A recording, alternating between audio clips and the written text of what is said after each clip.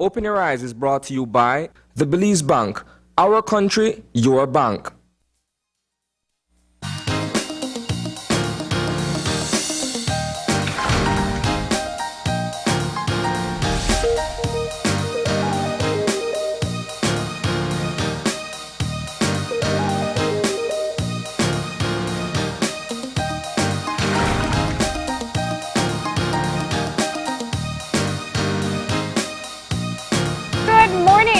Welcome to Open Your Eyes. Start your morning right. I'm John Palacio. And I'm Marlene Cuellar.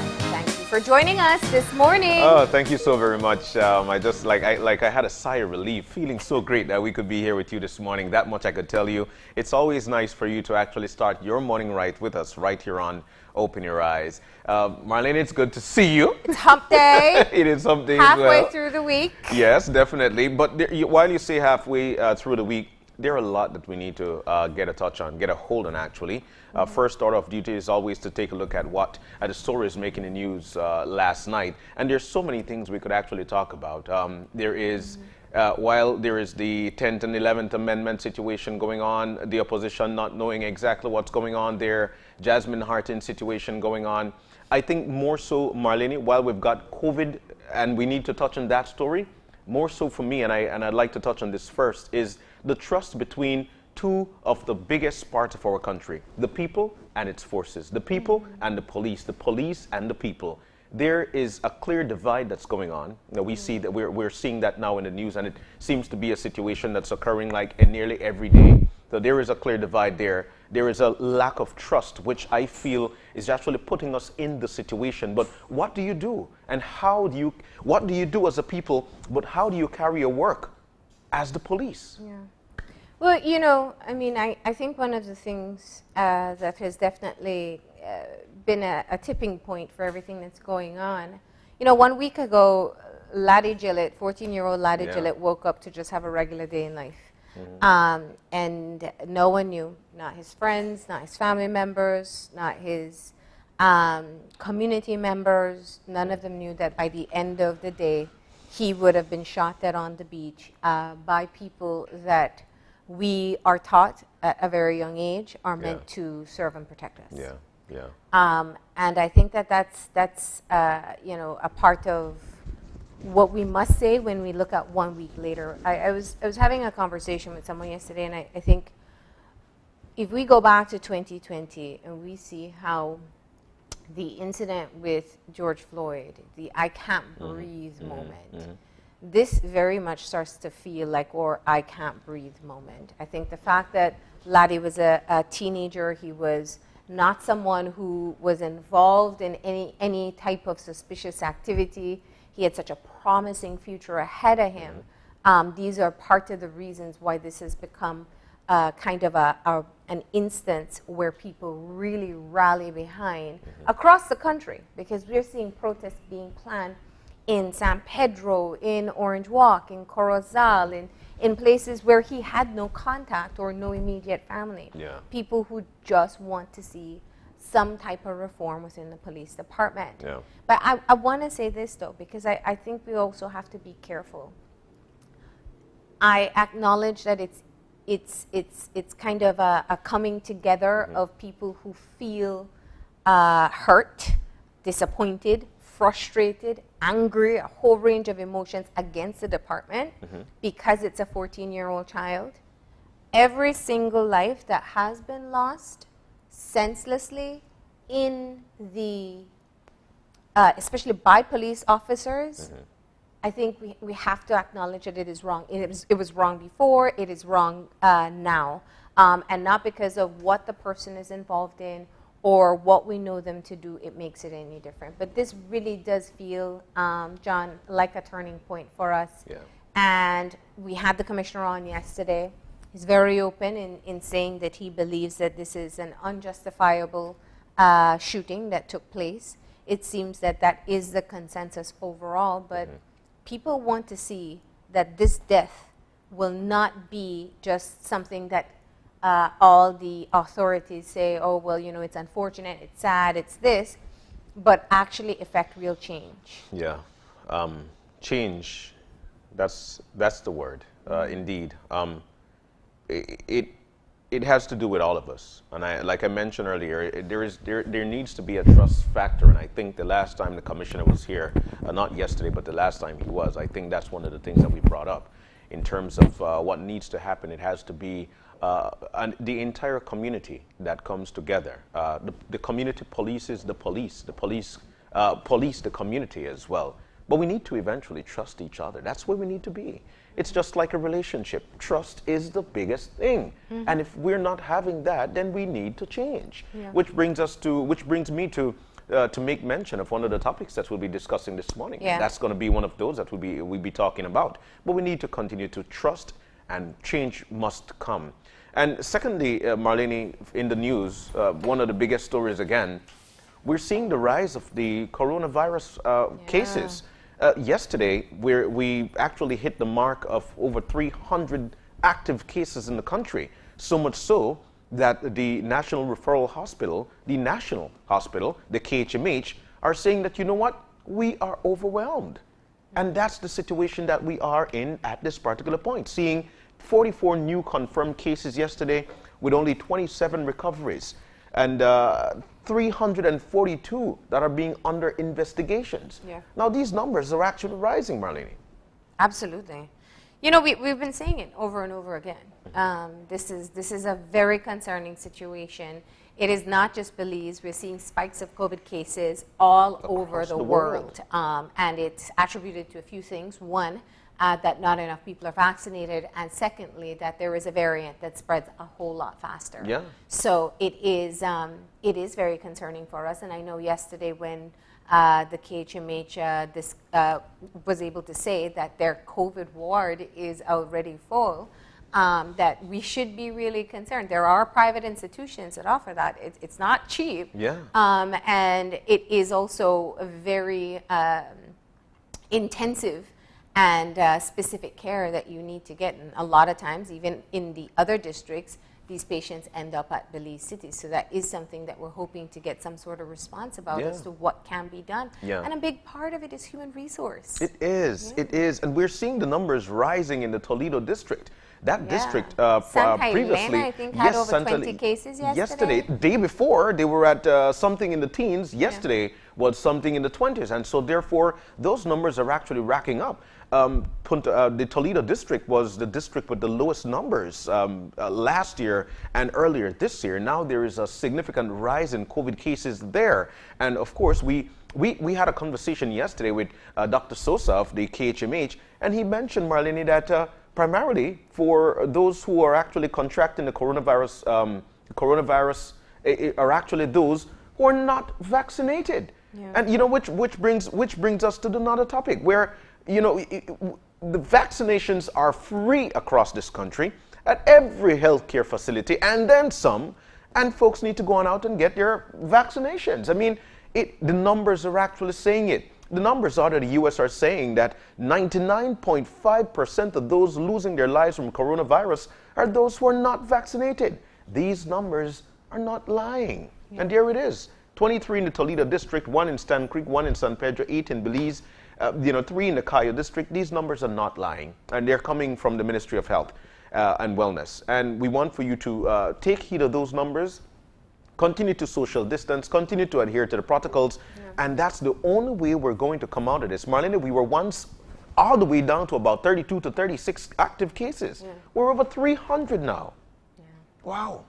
No, and we have to remind you, you know, it is important that we continue to take all the precautions that we can. We keep our distance, we wash our hands, and we wear our masks. Mm-hmm. And definitely, we do encourage people to seek out information to help them make their decision about getting vaccinated.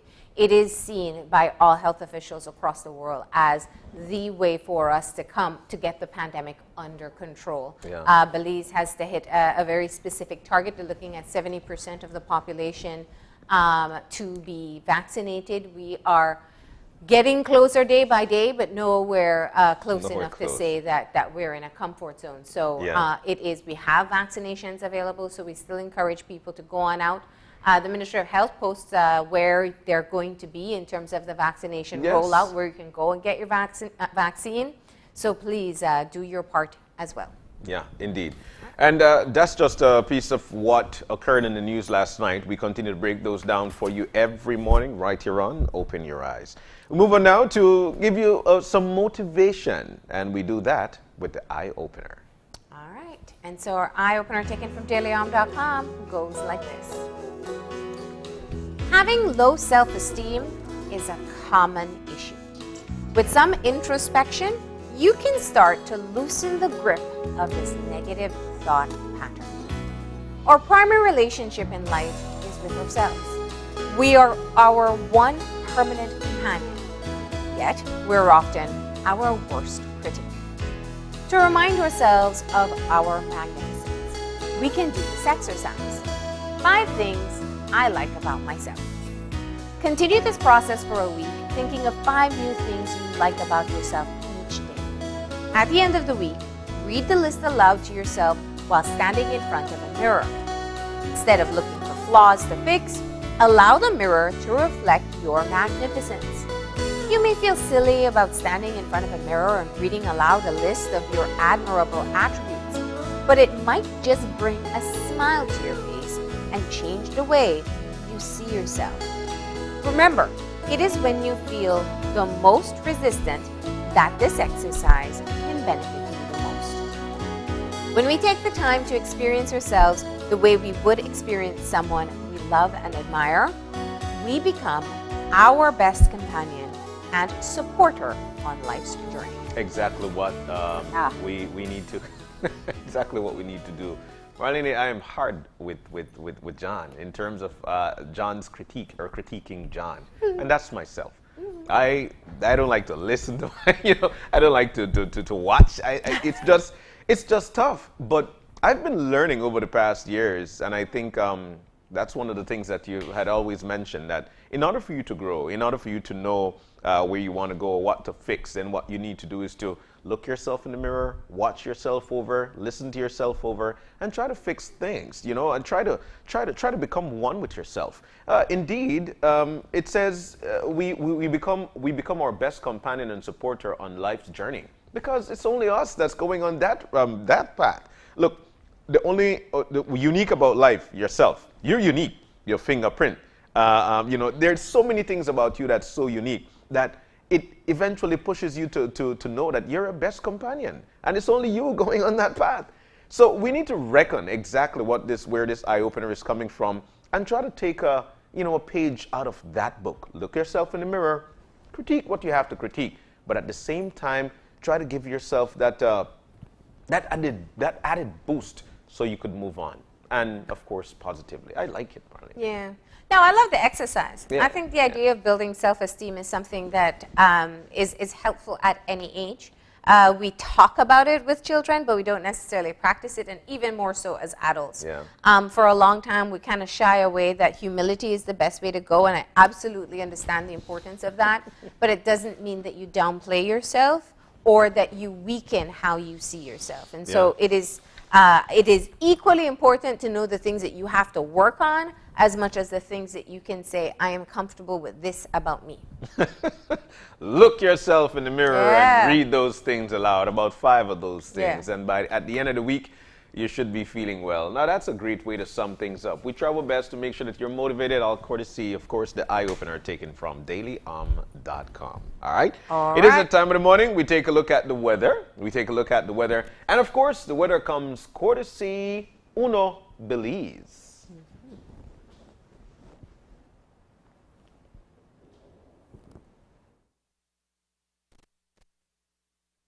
Conditions prevail, but conditions are expected to gradually improve over the next couple of days. The 24 forecast is for skies to become cloudy at times, with a few showers and thunderstorms developing over most areas today, then mainly over the south tonight. Winds will be from the east at 10 to 20 knots, with higher gusts near heavy showers and thunderstorms. Sea conditions will be choppy, becoming locally rough at times. Therefore, small craft operators should exercise caution.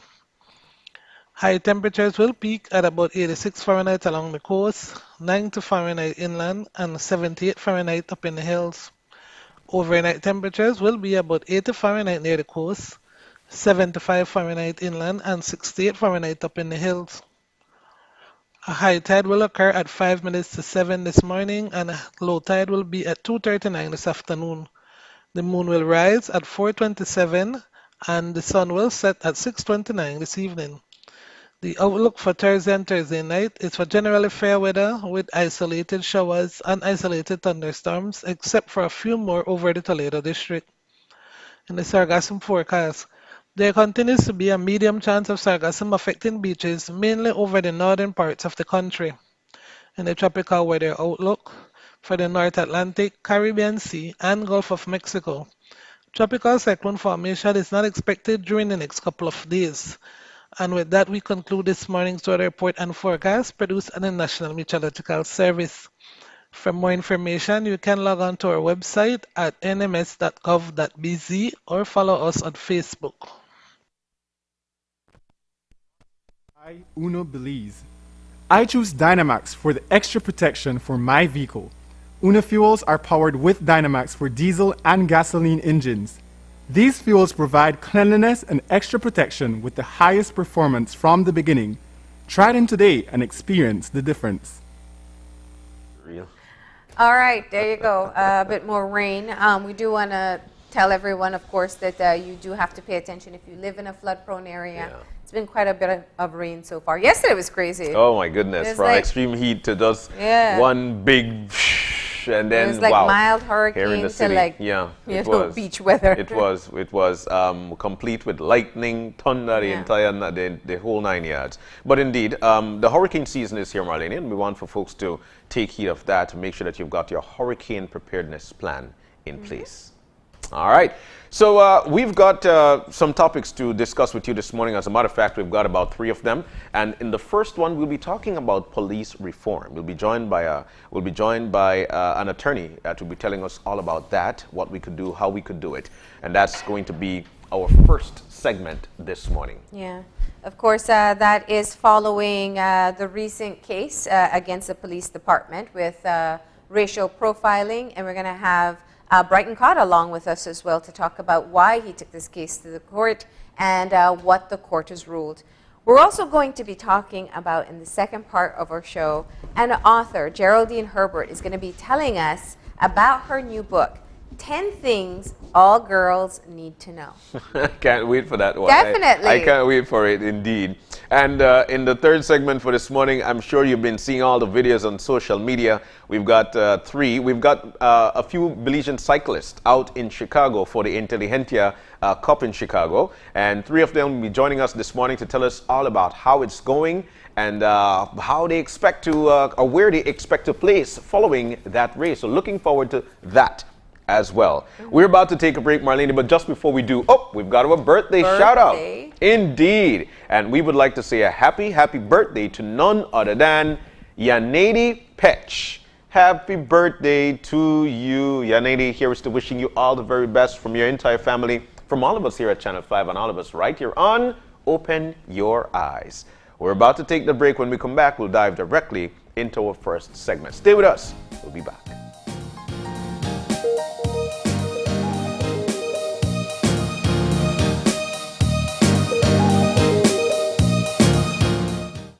It's a fact that with Smart, you get truly unlimited everything.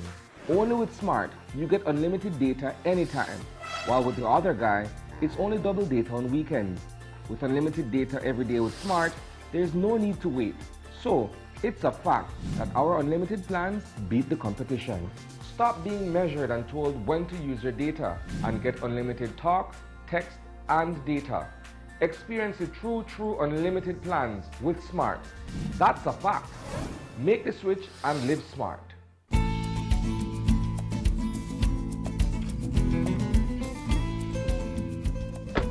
Hola Tony. Hey Kevin, ¿qué onda? ¿Qué pasa? Nada, le vine a buscar porque necesito comprar más mercancías de vasos y platos desechables para mi tienda de comestible. Me estoy quedando sin esas cosas. No hombre, fíjate que desde el 15 de abril no puedo importar nada de eso y se me acaba de terminar todo lo que tenía hace como 3 semanas. Oye, pero nunca has estado sin esas cosas. ¿Qué está pasando? Mira esto. Esta es la nueva ley que prohíbe todo el uso de plásticos no reutilizables. Esos son vasos, platos, cucharas, tenedores, todo eso. Desde 15 de abril de este año no he podido importar nada de eso. A partir del 15 de enero del 2021 nadie puede fabricarlo. 15 de abril 2021 nadie lo puede vender. Y a partir del 14 de julio del 2021, si alguien te agarra con eso, te multan. Híjole, no sabía eso. Necesito cambiar algunas cosas. Les diré a mis clientes por qué esas cosas ya no están disponibles. Gracias, Antonio. Así es, cuídate.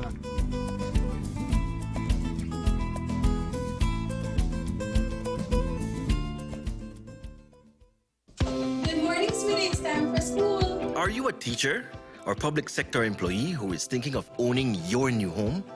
Get the keys to your new home with Belize Bank's all-inclusive mortgage, the best financing option in Belize for your new home purchase or construction. Inclusive of all mortgage-related fees, no down payment, affordable terms, amazingly low interest rates. Visit our nearest branch to speak to one of our financial advisors to discuss how you can be one step closer to owning your new home. Some conditions apply.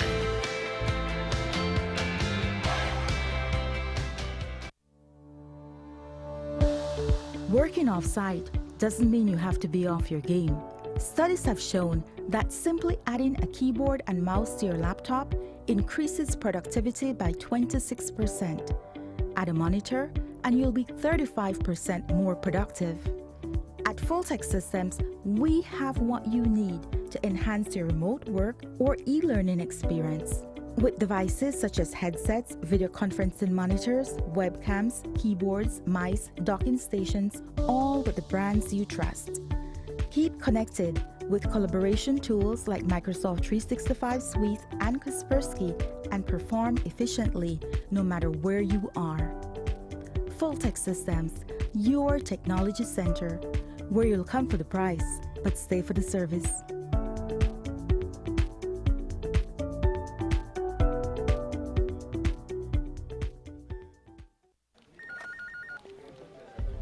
As one of the largest cable and internet providers in Belize, CBC strives to provide our customers with the highest standards of quality, value, and service in all aspects of cable TV and internet.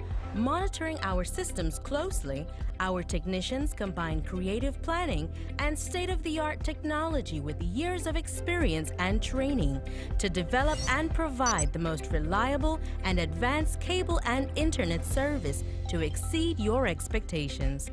For CBC and our team of talented engineers, technicians, and customer service representatives, delivering less than the very best is never an option.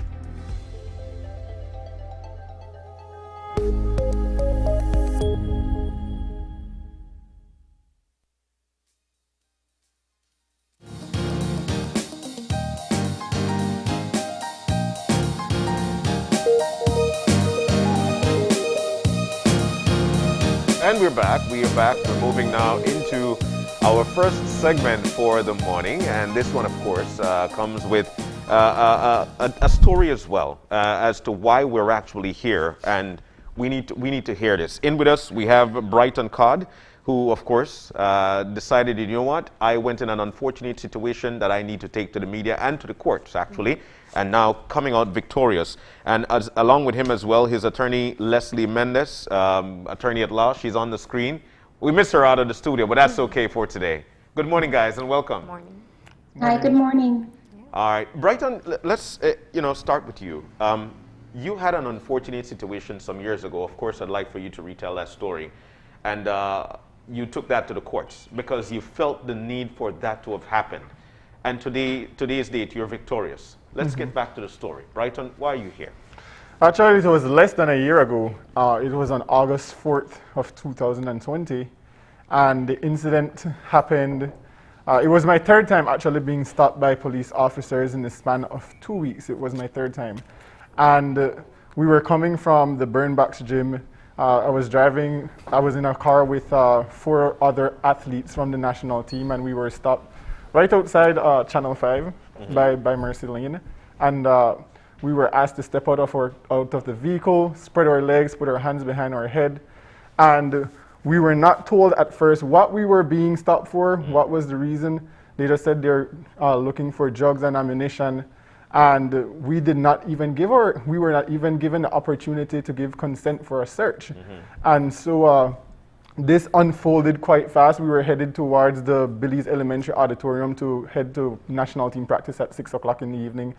And this is just what unfolded. It was a situation where I felt completely violated as a citizen of this country, and I thought that that was the time for me to draw the line and try to nip the bud, because it happened two times in the span of three times in the span of 2 weeks. And I said, this is happening too often, and I could just imagine other people who are experiencing the same thing as I am, and it's not a good feeling because it affects the psyche, affects your mental. I felt almost afraid sometimes coming out of my house by myself if I was not with my mother driving, because whenever I saw the police vehicle, I felt I was going to be targeted, I was going to be stopped and pulled over again. So I thought that it was time to kind of take this to the court and deal with this, because I knew that it was unconstitutional. So this has been an incident that a lot of young men in this country have experienced, being randomly stopped and searched, perhaps more than once, especially if depending where they live or their means of transportation. Right. What about your incident? And I know you took to Facebook to kind of vent all those thoughts. What was perhaps the catalyst where you said, okay, the complaint and the Facebook post and the calling out is not enough. I'm going to take it to the court. You and Greg Nunez as well. Right. And well, on that day when we were stopped, one of the officers uttered something that really disturbed me. He said, well, we know how our national team athletes gotta work out high. And that kind of pushed me over the top. That was the tipping of the water over the top of the bucket for me.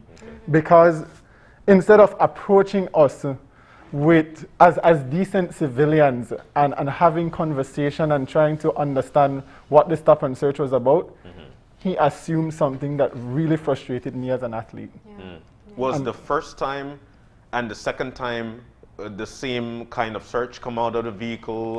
Let's put your hand behind your head and so on? The second time when I was stopped, it was right around the corner from my house. It was in the Belama Phase 1 area. And there was a vehicle that drove in front of me, actually, and that vehicle was not stopped. So I knew that because of the type of car that I was driving and perhaps my physical appearance, which we know is very, very common, I was pulled over. And I asked the question, what is the purpose for this stop and search? And they told me it was just for security purposes. They took my identification card, they took a photograph of it, which is unconstitutional as well, because I was not arrested or charged for anything. I was not criminally liable for anything. Let's bring Leslie into the conversation. Leslie, this case concluded yesterday. And let's talk about some of the points that you made as the attorney on behalf of Brighton and Greg. Yeah, the decision was handed down on Monday, on 19th. Thank you. And so the claim was brought as a constitutional claim, arguing that the scenario that under which both claimants were involved would have been in breach of their constitutional rights to privacy, as well as their constitutional rights to protection against arbitrary searches. The point of the arbitrary search was that they were stopped and they were searched in circumstances where there would have been no reasonable grounds to have believed or suspected that they would have been in possession of illegal drugs or firearms. This is something that we noticed that is a pattern with police officers where they are searching persons. It's almost as routine or automatic for them to just say guns and ammunition, right? We're searching for guns and ammunition or drugs and ammunition. And so the argument was that if you look at the circumstances here, in both cases, there simply was not any facts, any information, anything in the circumstances that would have grounded the police officers' suspicion or belief against these men. In Greg's case, actually, the argument was, in fact, that the reason for his search was in retaliation, because the sequence of events there were such that he was walking down the street on Chatham Street, and he observed police officers taking the photographs of three young men. And as we know that there would have already been the public debate, I think spanning for over 2 years, Yes. as to whether or not police officers can be taking photographs of persons that are searched out in the public on who they would find no illegal objects. And so based on that debate and the fact that the AG actually had said that, the then AG had said that he does not believe that the practice is legal and that he had advised the police department of that. Greg was standing across the road and he shouted and he said, "What you're doing is unlawful. There is no law authorizing you to take pictures." Very shortly after that, not much than 5 minutes after that, the police officers finished their search there, and then they went to search him. Yeah. So our argument, which the court accepted, because there simply was just not any other grounds to suspect that he would have been in possession of a firearm, the court accepted that, yes, the reason for his search was because he interfered with the police officers. But the court was very clear that his interference was not such that would have stopped police officers from carrying out their duty, and simply was not a reasonable justification to then pursue him and search him. So that was the first argument, and that was the first claims for both of them. Yeah. The second was a breach of the right to privacy, because there simply was just no authorizing legislation empowering police officers to take photographs of persons following a search that yielded absolutely no criminality. And in fact, in this case, the court also found that the manner in which the information was collected and stored was under a completely unregulated system, which is that it was a WhatsApp group, right? It was a WhatsApp group, which we know you can easily share information via WhatsApp with other people outside of that group. So it was almost like a watch out for these people type of list? Well, or a compilation of people we have searched list? Yeah, in the evidence, it came out, the initial explanation for the WhatsApp group was that they used the information to develop situational reports at the end of the day to document who all they searched with all of their information and whatnot. But in the evidence in court, it actually came out from one of the police officers that it also serves as a sort of informal screening process, where somebody that is searched on whose person no illegal object is found is still put under the eyes of other police officers for them to indicate whether this person is wanted or not, whether they have any problem with this person. And so that was also part of the uses of the photographs that were uploaded on the WhatsApp group. Now, let's take some time to differentiate here between, because the key, or I guess the triggering issue is the stop and search and how people are chosen and why they're chosen and the process as well. But the police do have a right to stop and search people. How do you differentiate between a targeted or a profiling situation versus something that's legitimate? How do I know? So a profiling situation is one where you are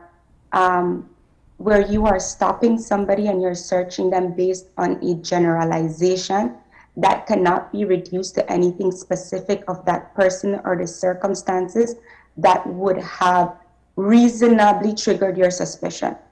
So the gender of a person is simply too large of a generalization, and what it is then is merely a speculation that this person would have been or could have been in possession of an illegal firearm and drugs based on that very just broad generalization. And that would then amount to a profiling based on your gender. right? We also know of racial profiling. But just to be accurate here, the case did reveal things that the department should pursue and should investigate. But on a very technical basis, the case was not based on discrimination on the basis of race, right? Like the actual arguments before the court were not that. But what we do know is that there is a practice of profiling, meaning stopping persons and searching them based on too broad generalizations, such as this person is in this neighborhood, like this very large neighborhood, which you cannot bring down to why is it that on this day, at this time, you thought that this person would have been in possession of a firearm or drug. So that is how you differentiate it. It's also not, in my opinion at least, it's not so high a bar that police officers cannot do their job. But what they cannot do is exercise their powers in a broad and indiscriminate manner. Yeah, yeah. Now, you know, I think you only pointed out one. You said one of the criteria that seems to be used is location, but there is a demographic. We heard the commissioner of police say it himself yesterday, you know, and the demographic is specific if we're talking about Belize district, and the demographic is different if you're talking about Orange Walk and Corozal. And race does have a part in it as well, but I want to go beyond race because it's also about your socioeconomic status. It's also looking at how someone dresses or how they carry themselves as a part of what may determine whether or not they get searched. Is that the case? Is that what we're finding? Is that the court? Go ahead. Yeah, I think that I cannot say that the court specifically found that because as we said, well, as I mentioned, that was not one of the very specific arguments. I mean, as we know, the Constitution has a protection against discrimination, right? However, the point is here is that for us to be able to, for the court to be able to say that, there really has to be a study undertaken to see, to be able to detect the patterns. Now we, and the way that we experience it, and the way that many young Black men experience policing, especially in Belize City, they have observed that it's certainly applied in a discriminatory manner. And yes, it's even applied with more intensely in certain neighborhoods, and it's applied more intensely when you are dressed this way. So certainly we're seeing kind of the intersection between race, socioeconomic class, also as well as geography, right? Like where your residence, where do you live, where are you found? And it's not the case that simply because the court did not make this specific finding, does it mean that that doesn't exist? Right? And I think that there is sufficient anecdotal evidence out there that should prompt a study. Right? Individuals can't do the study on their own. So they would never be able, as an individual cannot, unless there were words uttered that are so blatant and explicit. In order for us to know that there is a pattern, which again, by our own experiences and our observations, we know or very strongly suspect that there is a pattern that has to do with implicit bias. Right? The defense is not, well, I don't not like Black people, so it can't be that I'm exercising my powers in this way that disproportionately affects Black people or Black men specifically.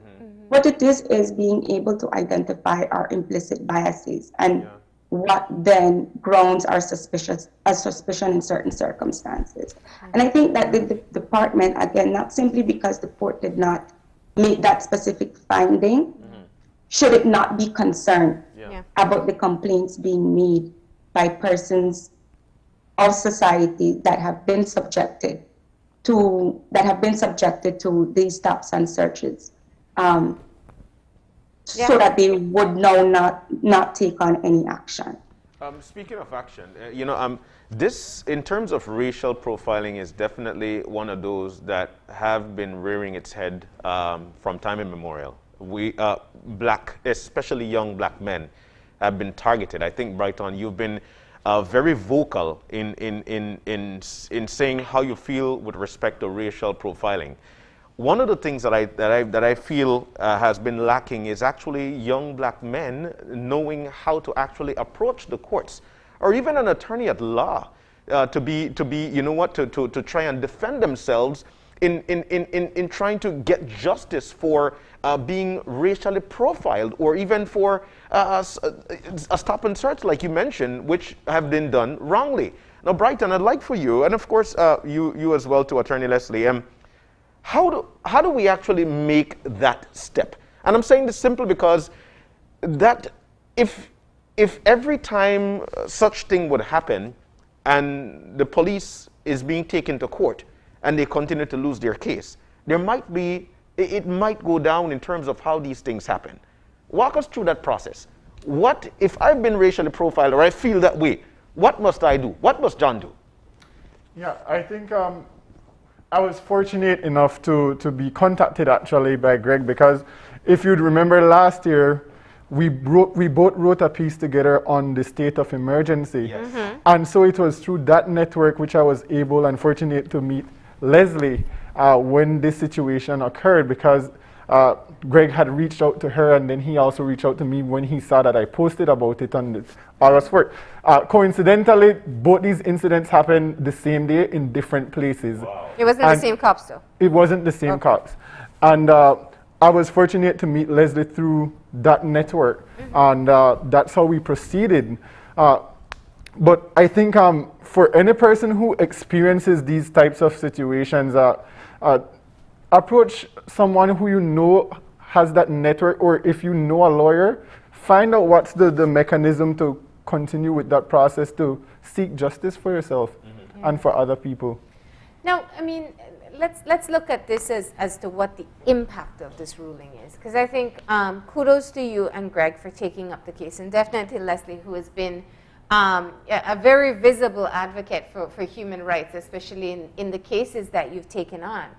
But Leslie, let's start with you first. When you put it into perspective, the recent challenges that you've taken up with the police department, from the female officers with dreadlocks to now this particular case, the general picture that we're seeing is the dire need for a reform within the system.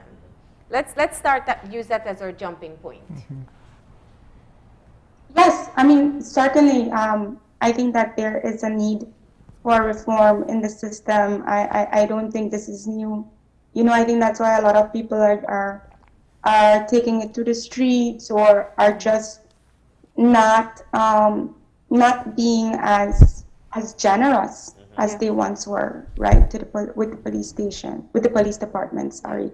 And I don't mean that as a criticism. I'm just saying that this is something that in various instances where we have had video evidence of police brutality or police doing something really egregious against ordinary citizens, we have seen that there is an outcry for something to happen, but yet nothing happens. Yeah.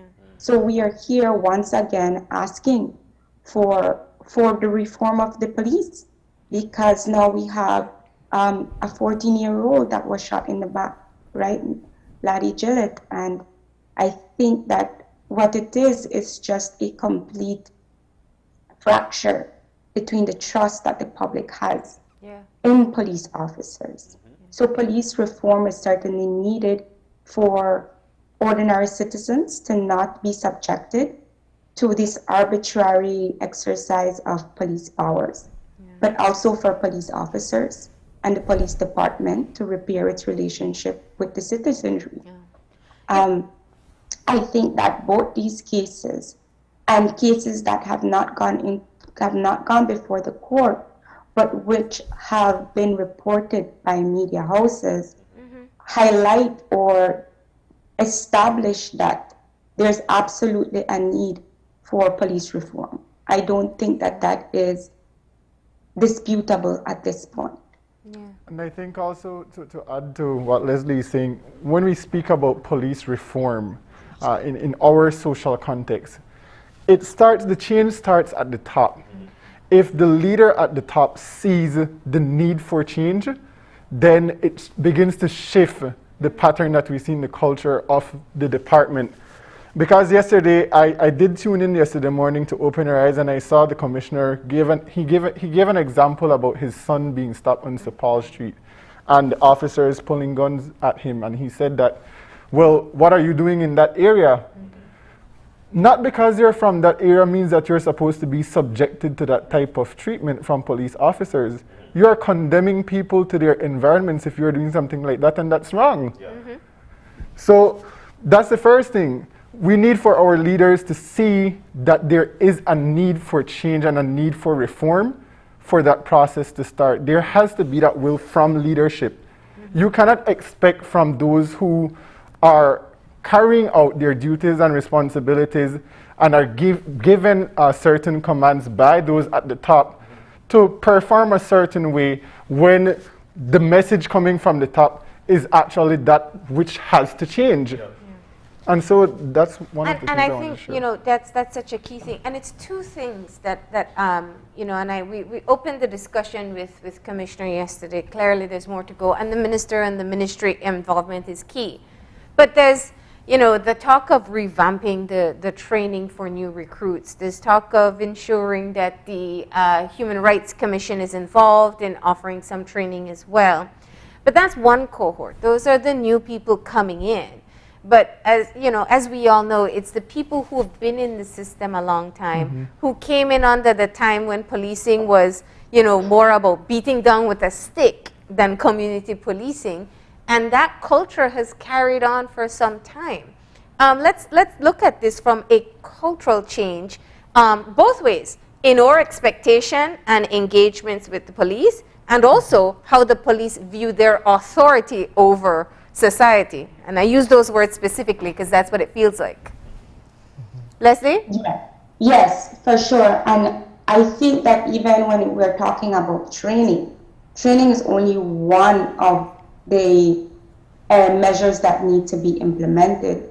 Training in the absence of steps towards changing the organizational culture and the structure under which police officers are operating will not yield much benefit. We're not going to be able to kind of like enjoy or see the benefits of the training. That is because it's what we are even seeing now. It's a dissonance. It's kind of like two realities of when the police officers are learning of what their role is, of what their duties are. When they read the use of force policy, there are certain policies in place, and there is certain training that is given to police officers on the use of force. But then the other reality is what we actually see on the ground. When there's simply just not sufficient incentives for police officers to actually follow up, and the incentives come from the culture itself. It really is something that lies at a continuum. We experience police every day. This is one of the things that I think that we don't give people enough credit for. There are times in which there is this conversation that presumes that people just don't know any better, meaning the public. And the thing is that it's the public that is experiencing police, right? It's the public that is experiencing policing. And over time, I'm noticing that more and more on even the minimal interaction with police officers is just a negative one. And it's simply because the culture is just not one where respect to the public is really valued. I think to some extent, and I say this with some caveat that I'm not at the police department every single day, right?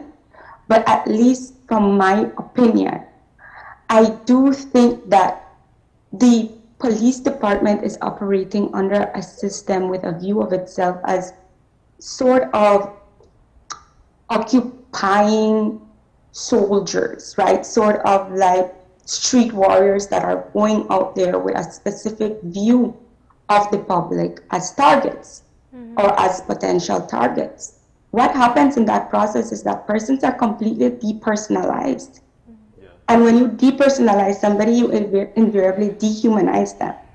And so all of the disrespect, all of the vulgarities and profanities, in fact, that were shown in the case with Greg, are consequences of that.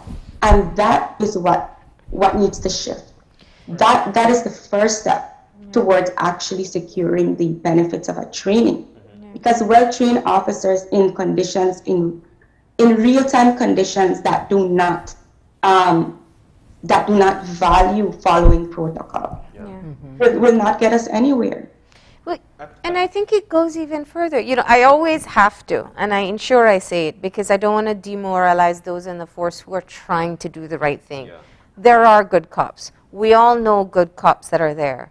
But it's like when you were in school and you went into a new class and you were excited about learning and wanting to do things right, and everybody else in the class said, "What are you excited about? You know, are you supposed to be disrespectful?" It's kind of those who are in the system already that encourage you to not be following the path as you should. And I wanted to use that as an example because where we hear the stories, and Laddie Gillett, it should be a turning point for us. We shouldn't go any deeper than where we are right now. This current ruling, all the stories that we've seen before, but it is a massive amount of change that has to take place. Let me ask you now, what is your engagement like with the police department when you see officers, when they know you took them to court, knowing you've been as vocal as you have been? And I want to hear from both of you with that. Yeah. Well, since the court case, I haven't been engaged with police officers. I have not been stopped or anything like that. However, my interaction with police officers, as I've stated on another media house, is that it's one of respect, because I know the duties and responsibilities of a police officer as a public servant. Yes. And I have family members who are police officers, so I won't be disrespectful to police officers. I believe that if you want to be approached with respect, then you have to be respectful as well. We do not want to approach police officers with hostility, and vice versa. Police officers should not approach us with hostility, because we have the ability to speak and to understand and to listen and to engage positively. And I think that's how I continue with my engagement with police officers. Now, as it comes to advocating for some type of reform, I am always going to be the first one to call out leadership. That's what I studied. I know that in changing any type of organizational structure, it starts with the person who is at the top. And if that person cannot see different, then the entire culture of that organization will not see different. And so that's where it begins. Yeah. My relationship with police officers is not one that is tense, at least not in my view. It's not one that is, I don't feel that I am subjected to any negative any negative attitude because of the role that I have played in these cases. In fact, I have been in trainings with police officers this year, and my experience has been a good one. I have learned, and I hope that they have learned, and I think that the dynamic was a healthy one, where I think everybody can learn of what the challenges are, especially on the ground for police officers. So really, I mean, the point here is not whether they are not good officers in the police force. The question really is, why is it that you have police officers, which I would dare say most police officers don't go into the police academy with this desire for blood, right? This intention to kill, this intention to beat. So the question is, why is it that when you are already starting from that perspective, where these officers don't go in with that intention, yet still you see so many frequent instances of police brutality? This is not just about one case. This is not just about the most egregious of cases. This is about a culture that we are seeing in the relationship between the police and the public. So it's not about one. it's not about one or two police officers. It is really about the conditions and the environment that we need to question. We need to question the conditions and the environment under which they are operating. That seems to drive them so often to commit these types of violations. And the other thing, on the flip side, then you also have a society that I think it is also reasonable to assume that the majority of the Belizean public is also invested in seeing the decrease in crime, right? So then you have to ask yourself, why is it that the public, that you have this population that is equally invested in the goals of the police department, also at odds with the police department, and criticizing the police department for the manner in which they are conducting their duties. And it's not only a small pocket of society that has criticisms against the police department. So it goes beyond any individual, and it goes beyond any isolated case. And until really the police department in particular, because they're the duty bearers, they set the pace, and until they are in a position when they can accept or at least consider it to be a possibility that they will then examine and investigate and interrogate that there might be a problem within their organizational culture, things won't change. You were going to say? Yeah, I was going to follow up just now by saying that it starts with looking at the culture of the organization. And really and truly, because if we understand what culture really is in its simplest definition, it's a learned pattern behavior. And as Leslie said, the people who sign up to be police officers, they don't come in with this type of aggression. They don't come in with this hunger for blood, so to speak. And I think that is where we see the shift happening. What happens in the training academy? What happens? What are the mandates, the obligations from police officers on a day-to-day basis? We know, because I've spoken with police officers. They've stated that there is a quota that is given to them for the day. A quota? And if they don't meet this quota, then they don't get certain benefits or incentives. And so these are some of the things that have to be looked at by the leadership, whether it's at the ministerial level, at the CEO level, as well as at the commissioner level. Is this really the way we want to continue to police our communities? You know, well, and I think Leslie really said one of the critical things. If you ask anybody about one of the things they want to change in society, they want to reduce crime. Right. We all want to, even if you don't live in Belize City, you want to reduce crime. It is something that's important to us, and it's key that we recognize that the police department and the entire criminal justice system, by extension, is the key as to how we'll get there. We have to talk about social support and the structures and enhancing families, but when it comes to addressing the issue at hand, the crime that we're seeing now, that's an important sector. So we need them to be successful. Right. Well, when we look at reducing crime, we have to understand that it's not just the police. It's also the social services that comes along with reducing crime, because the police really and truly responds, right? Now, if we look at the social aspect, we need to ensure that we are continuing to advocate that the resources that we have available, we're utilizing and we're implementing them, we're enforcing them. Dr. Gale did not come to Belize to do an entire report on male violence in Belize to have that sit on a shelf and catch dust. It was done because we need to use what the findings are suggesting, what the recommendations are suggesting, for us to implement it. That report has been out for what, almost a decade? Almost a decade. We've spoke with Dr. Gale on this show so many different times, so many different presentations. He's come back to this country and he's put his evidence out there. He was one of the first persons to sound the alarm that state of emergency doesn't work. Here's what happened in Jamaica. Here's what happened in Trinidad. here's what's gonna happen in Belize, and that's exactly what was. Yeah. And But- data collection is not just to collect dust, like you mentioned. And I know you wanted to jump Go into ahead. something else, but you did mention how the approach from people, because I wanted to flip the coin there. We're actually talking about our way of how police approach us, especially when they're doing their searches and whatnot. But what about how we approach the police? Or what we teach our kids. Yeah, how we teach our kids to approach the police, how we approach the police.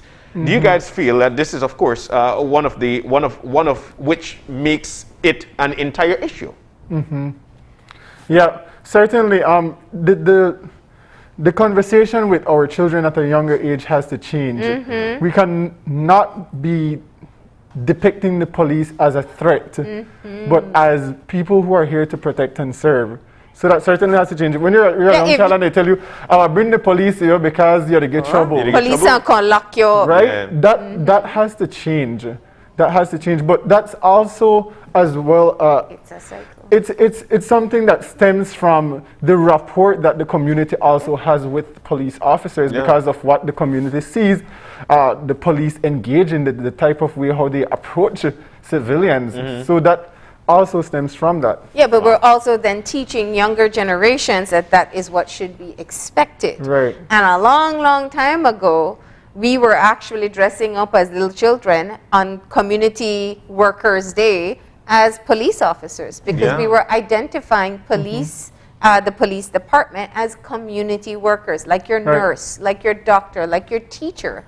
And somewhere we have shifted from that, well, for quite a while. But it's about how do we get back? Is this what your goal is? And I want to ask you that specifically because some people on the outside may look in and be like, okay, you know, you're taking on the system.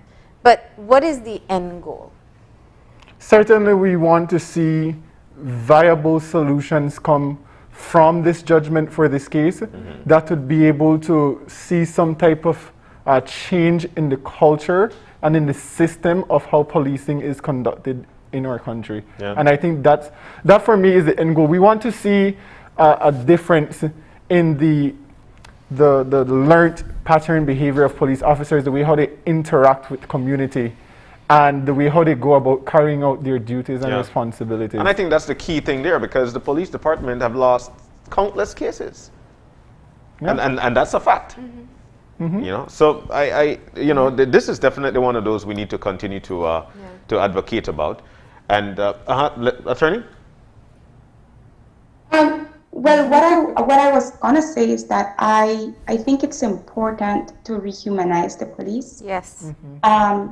So that I think that it's all part of that process is for them to also recognize the humanity in the persons that they monitor as well as the persons that they protect. It really goes all around.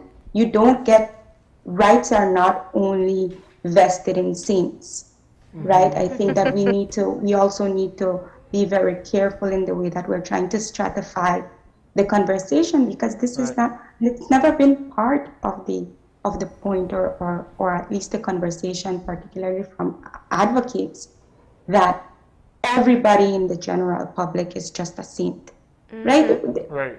The police exist because we already presuppose that there is crime. We already presuppose that there are persons breaking the law. But nonetheless, there continues to be a certain standard that needs to be applied. If it is that we are not going to go into anarchy, for instance, right? Which is, I think, what the commissioner mentioned.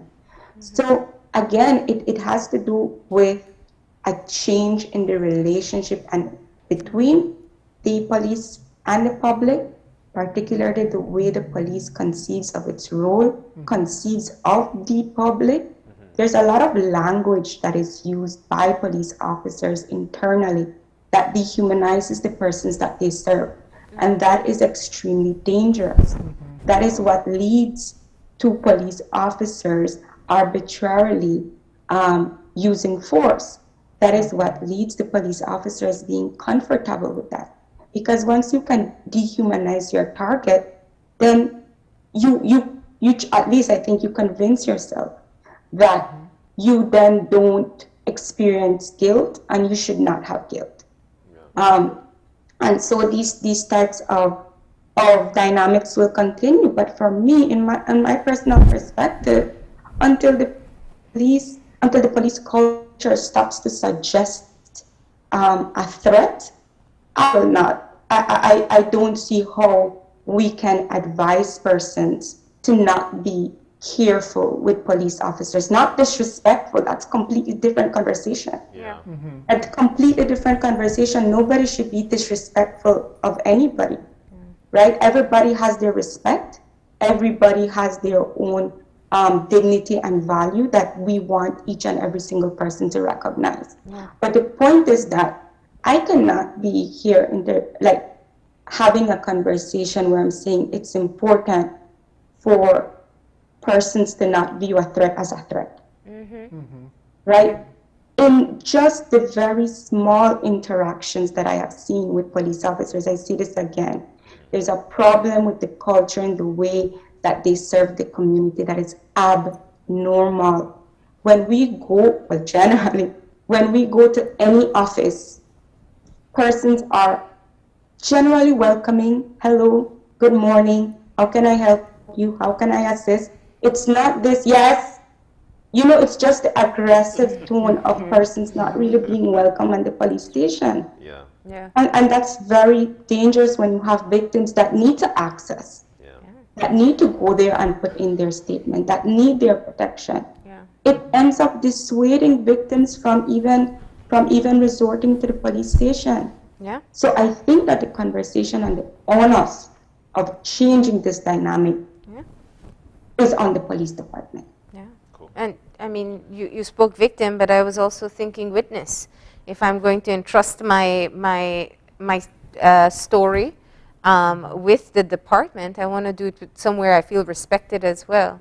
We can go on and on this topic, and I think we barely covered just a little bit of what you have been able to do with this particular case, but it was important to broaden the conversation. Brighton and Leslie, thank you so much for joining us and for adding to the conversation about reform within the police and the work that you've been doing. Thanks for having Thank us. you for Thank joining us. you. We're about to take a break. When we come back, 10 things all girls need to know. The author of that book will be in to talk to us about it when we come back. Stay with us.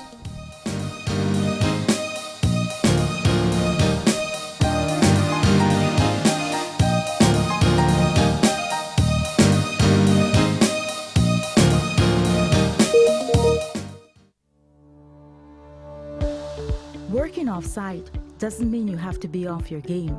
Studies have shown that simply adding a keyboard and mouse to your laptop increases productivity by 26%. Add a monitor and you'll be 35% more productive. At Fulltech Systems, we have what you need to enhance your remote work or e-learning experience.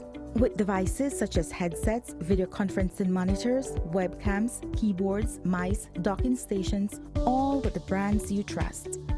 Keep connected with collaboration tools like Microsoft 365 Suite and Kaspersky and perform efficiently no matter where you are. Fulltech Systems, your technology center, where you'll come for the price, but stay for the service.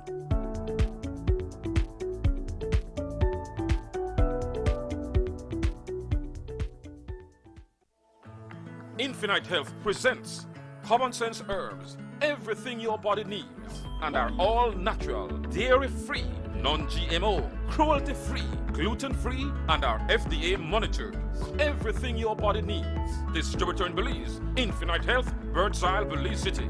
Telephone number 613-1914. That's 613-1940. That's the sound of fuel efficiency. Every day, every time, I choose Una Fuels, powered with Dynamax.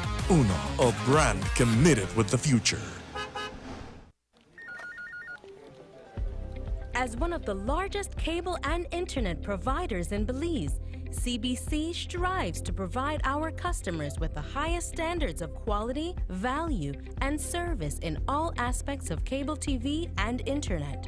Monitoring our systems closely, our technicians combine creative planning and state-of-the-art technology with years of experience and training to develop and provide the most reliable and advanced cable and internet service to exceed your expectations. For CBC and our team of talented engineers, technicians, and customer service representatives, delivering less than the very best is never an option.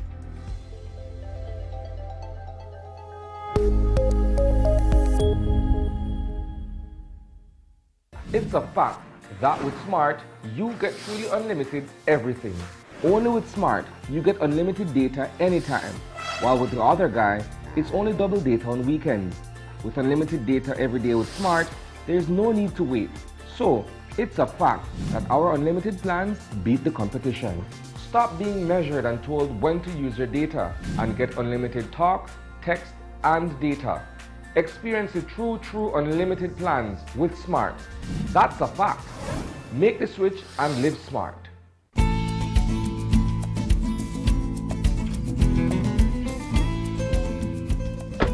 Hola, Tony. Hey, Kevin, ¿qué onda? ¿Qué pasa? Nada, le vine a buscar porque necesito comprar más mercancías de vasos y platos desechables para mi tienda de comestible. Me estoy quedando sin esas cosas. No, hombre, fíjate que desde el 15 de abril no puedo importar nada de eso. Y se me acaba de terminar todo lo que tenía hace como 3 semanas. Oye, pero nunca has estado sin esas cosas. ¿Qué está pasando? Mira esto. Esta es la nueva ley que prohíbe todo el uso de plásticos no reutilizables. Esos son vasos, platos, cucharas, tenedores, todo eso. Desde 15 de abril de este año no he podido importar nada de eso. A partir del 15 de enero del 2021 nadie puede fabricarlo. 15 de abril 2021 nadie lo puede vender. Y a partir del 14 de julio del 2021 si alguien te agarra con eso, te multan.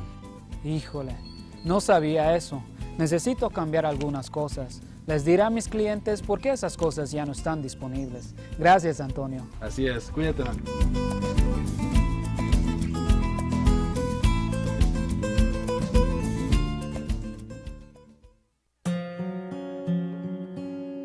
Life can be tough when a loved one suddenly departs. Dependents of the deceased are sometimes left alone to pick up the pieces and may be stranded financially. Fortunately, the Social Security Board provides survivor's benefit to ease the burden. Survivor's benefit is paid to a widow or widower, children under 18 years, or up to 21 years if attending school, or dependent parents.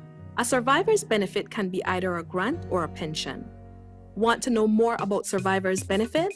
Visit our website or contact any of our offices to have someone assist you. Also, be sure to visit our Facebook page and give us a like to stay informed. Social Security Board, safeguarding you, your family, your future.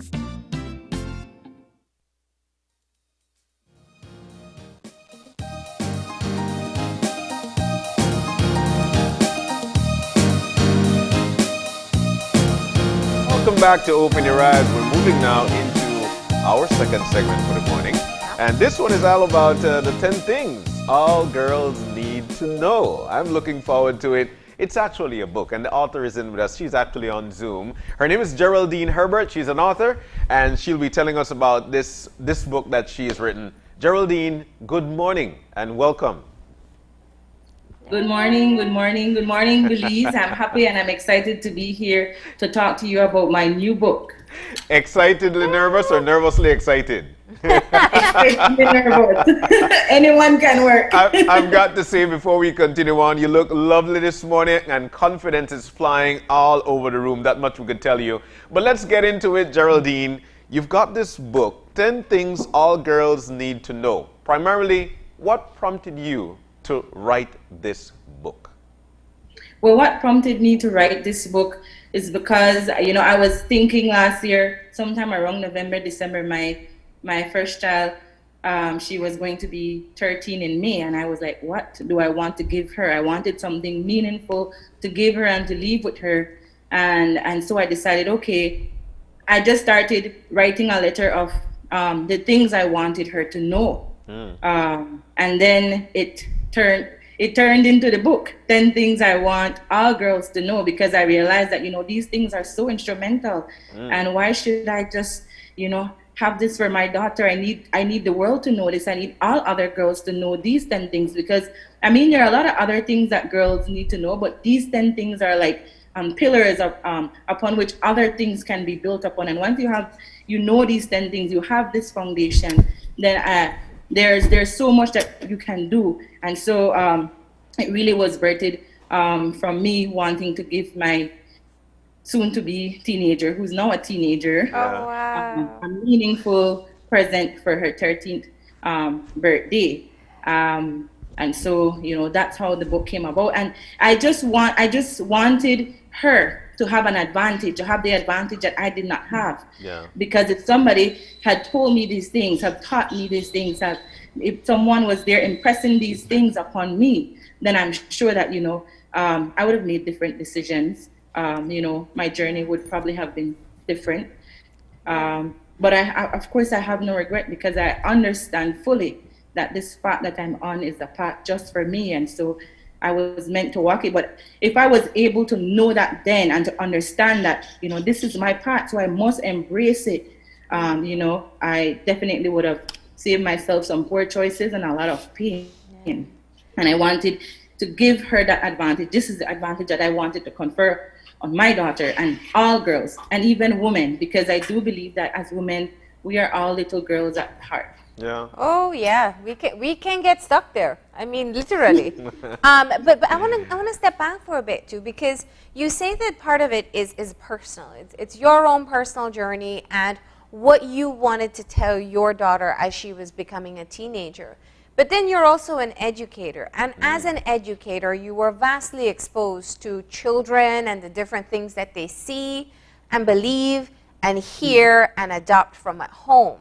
So tell me about how much of that helped you in creating just 10, because there are lots of things we want to teach children, but just 10 that we want to tell girls. Definitely, my experience as an educator has definitely played a huge role in, you know, putting this book together, and especially my decision on deciding that, you know what, this is something that all girls need to know, because I work with teenagers on a daily basis, and the truth is a lot of the things in the book is not just for girls. It can be applied generally to male, to females.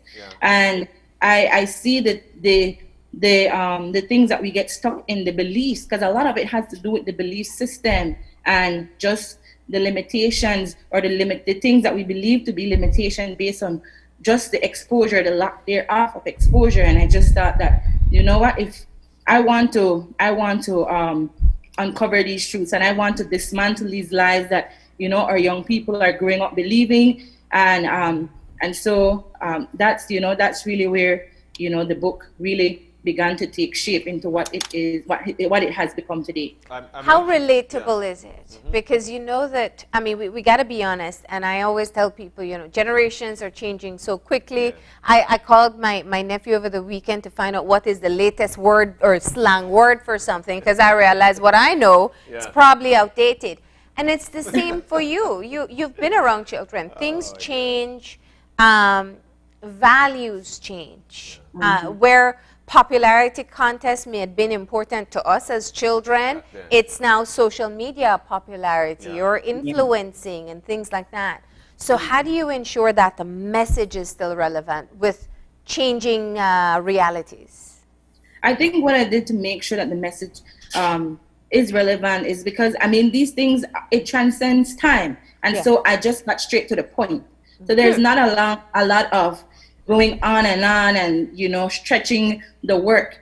The book can actually be read in about an hour if you're a, you know, avid reader, maybe 2 hours if you're a slow reader. And I was very intentional about doing that, because I know the time that we're in. Young people prefer to be on the computer playing a game, and if you give them something that's longer than an hour, 2 hours, they'll probably never ever finish something like that. And so I just wanted to get to the point. I wanted to get to the meat of the matter, you know, with, you know, discussing these 10 things, because I was thinking about my child. And I know that, you know, I mean, she's an avid reader, but I wanted to be sure that she would read these 10 things, and I wanted to make sure that every other young person who pick up the book, you know, you're not going to be discouraged by saying, oh man, look at these 500 pages that I have to read. It's only 36 pages actually. Wow. Oh, wow. They can get straight to the point. One of my favorite books, it's from James Allen, As a Man Think. So As a Man Thinketh. And that book is basically about a 50-minute read, and that book is so powerful. Yeah. You know, and I understood, I from that book I began to understand the power of just getting to the point. Yep. And good storytelling. Yeah. Especially in teaching people, and more so young people, you need to get to the point, because if you start going on and on, you're going to lose them. Yeah. And so I think the book is very relatable. It's a very easy read.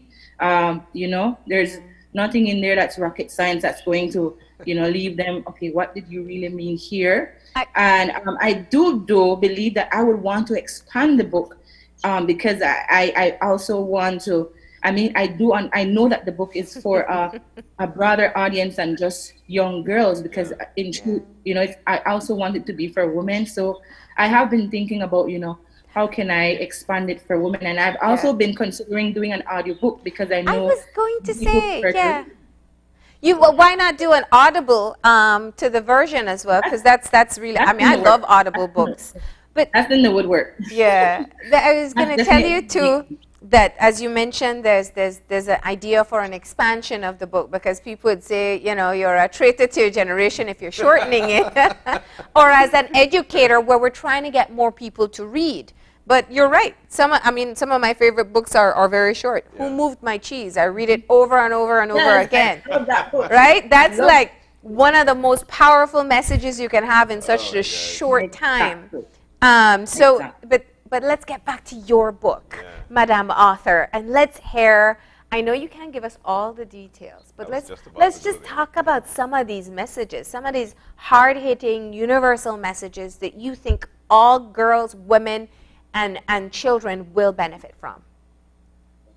All right. So, I mean, as I said, every chapter to me is very powerful in the message that it brings.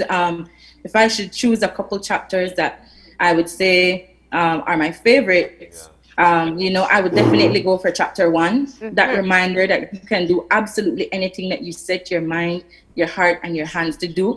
And I think it's so important for young people to understand that, because a lot of times we look at our circumstances and we allow our circumstances to become our limitation. We believe that, okay, this is all I'm seeing around me. And so we don't aspire for more, but just to hammer that message in, that the truth is that you can do anything, you can become anything. And for me, and that is why this book is also important and personal to me, because after I wrote these 10 things to my daughter, it's a reminder for me that I have to live out these 10 things. And so I believe that to get the best out of this book, it's a good book for a mother and a daughter to read together and to discuss. And because it helps the mother to see that, you know what, you have to be able now to live out these things to your child, because you can't just tell them you can do anything you set your mind, heart, and hands to do, and then, you know, you don't pursue your dream because you think, oh, I don't have this, or oh, I don't have that. These are my limitations. But if I truly believe, you know, that the world eventually listens to those who keep speaking, and doors open to those who keep knocking. And if you don't stop searching, you will find what you're looking for. And my life is a testament of that. I mean, this is where I am today, and I can assure you that. I mean, next, I do believe that I'll be sitting with Oprah next on Super Soul Sunday. Well, you got to be on our couch first, because we're going to be very disrespectful. You know, we got to get that first one. I'm right there with you. Marlene, you know how big of an advocate I am when it comes to anything that has to do with empowering women. But you mentioned something that really stuck with me. And you did mention that, you know what, this is a powerful book that mothers and daughters could actually sit down and read together, so they know these 10 things and how to push on. But I'll go out on a limb, Marlene and Geraldine. And I'll tell you what, this is a perfect book. I haven't seen the 10 things as yet, but this is a perfect book where fathers like me and their daughters or their sons could actually sit down and read, so we know exactly how to empathize with our women and know how to treat our women, so we're better fathers and better leaders within our community. The fight is not against or men against women. The fight should be us together moving forward. I would want to know at least at least 1 or 2 of these 10 things. So I could be out on a limb right now. Are you able to share with us at least 1? He wants the book trailer. Like how you get a Yes. movie trailer. Okay. Well, like I said, the first one of these 10 things is for them to know that they can absolutely do anything that they set their mind, heart, and hands to do. I can give you I'm not going to go into the details of the chapter. Please don't, because I'm anxious for reading. Yeah. So chapter 1 is entitled You Can Do Absolutely Anything You Set Your Mind, Heart, and Hands to Do. Yeah. Chapter 2, Loving Yourself is the single most important gift that you can give to yourself and to the universe. Chapter 3, There is Wisdom, and I believe this chapter might be more for the girls, but I mean, as you said, guys can also learn a lot from this. But there is wisdom in properly understanding sexuality, dignity, and being a woman. Chapter 4, There will always be someone who doesn't see your worth. Just don't let that someone be you. Yeah. That's right. Chapter 5, You are not disadvantaged. So don't you ever believe that lie. And this is also one of my favorite chapters, because I really believe that the only time that we become disadvantaged is when we actually believe that we are disadvantaged, because it is in those moments that we begin to believe that, you know what, I can't do this, I can't do that. The truth is, you might not have all the tools and all the equipments like some other person may have, but that does not make you disadvantaged. Yeah. I mean, the mountain is there, you just have to find another way to climb the mountain. But if you begin to believe because you don't have this, you don't have that you are disadvantaged, then you become disadvantaged because you start thinking about all the excuses, all the reasons why you can't, instead of starting to think about, how can I? What happened to the old saying that that we used to have, that necessity is the mother of all invention? But because we are busy comparing ourselves to each other, that is when we begin to see yourself as disadvantaged. What about looking at our circumstances and understanding that this is my journey, this is my walk, and I have to find a way out of nowhere. But if I begin to tell myself that I am disadvantaged, trust me, I will become disadvantaged. And that's a universal perspective. That has nothing to do with what gender you ascribe to. Yeah. But Exactly. Geraldine, you know, in order for anybody to push on like that, especially with these 10 things that you've got here, you must have a great supporting cast. Let's talk about that, because it is important to know that you've got support out there. Let's talk about that. How did you, like, you summed up these 10 things, but I'm sure you had a supporting cast to say, you know what, girl, those things work for us indeed. Yeah. Well, of course, I have the women around me, my mother, my aunt, you know, all the women that have been a part of my life's journey, my grandmother especially. I have seen them, you know, walk through these things, and I've seen how, you know, when they've made certain decisions and they've decided, you know, I'm not going to give up. You know, I've seen my mother just work through some things that sometimes I sit back and I wonder, no, how did my mother do that? You know, how is it even possible financially or any other way? How did we afford to do that? How did she afford to send me to school or send me to do certain things? But it's because she decided that, you know, she's going to keep looking and she's going to find a way. And also, I have to say that a huge part of my journey and the transformation that I've been on has been when I decided to, you know, to allow myself to work along with my coach, Miss Melanie Escalante. We've been working together for we 3 know years Melanie. now. Awesome. Yeah. Wonderful. And I'm telling you that, you know, she really has a heart for the work that she's doing, and she actually knows what she's doing. I'm telling you, if you have met me 3 years ago and you meet me today, you will see the huge transformation. And I mean, that's one of the whole journey along with Melanie is what really has helped me to understand, you know what, that I can do. I don't have to, because I was a very fearful and insecure person. A lot of the things that I do was, you know, functioning out of fear, even though I made some good choices, but, you know, I was very fearful. But when I understood that, you know what, that my fear is just there to help me to know that, you know what, this might not be the right decision, this might not be that, but it should not become the Lord over my life.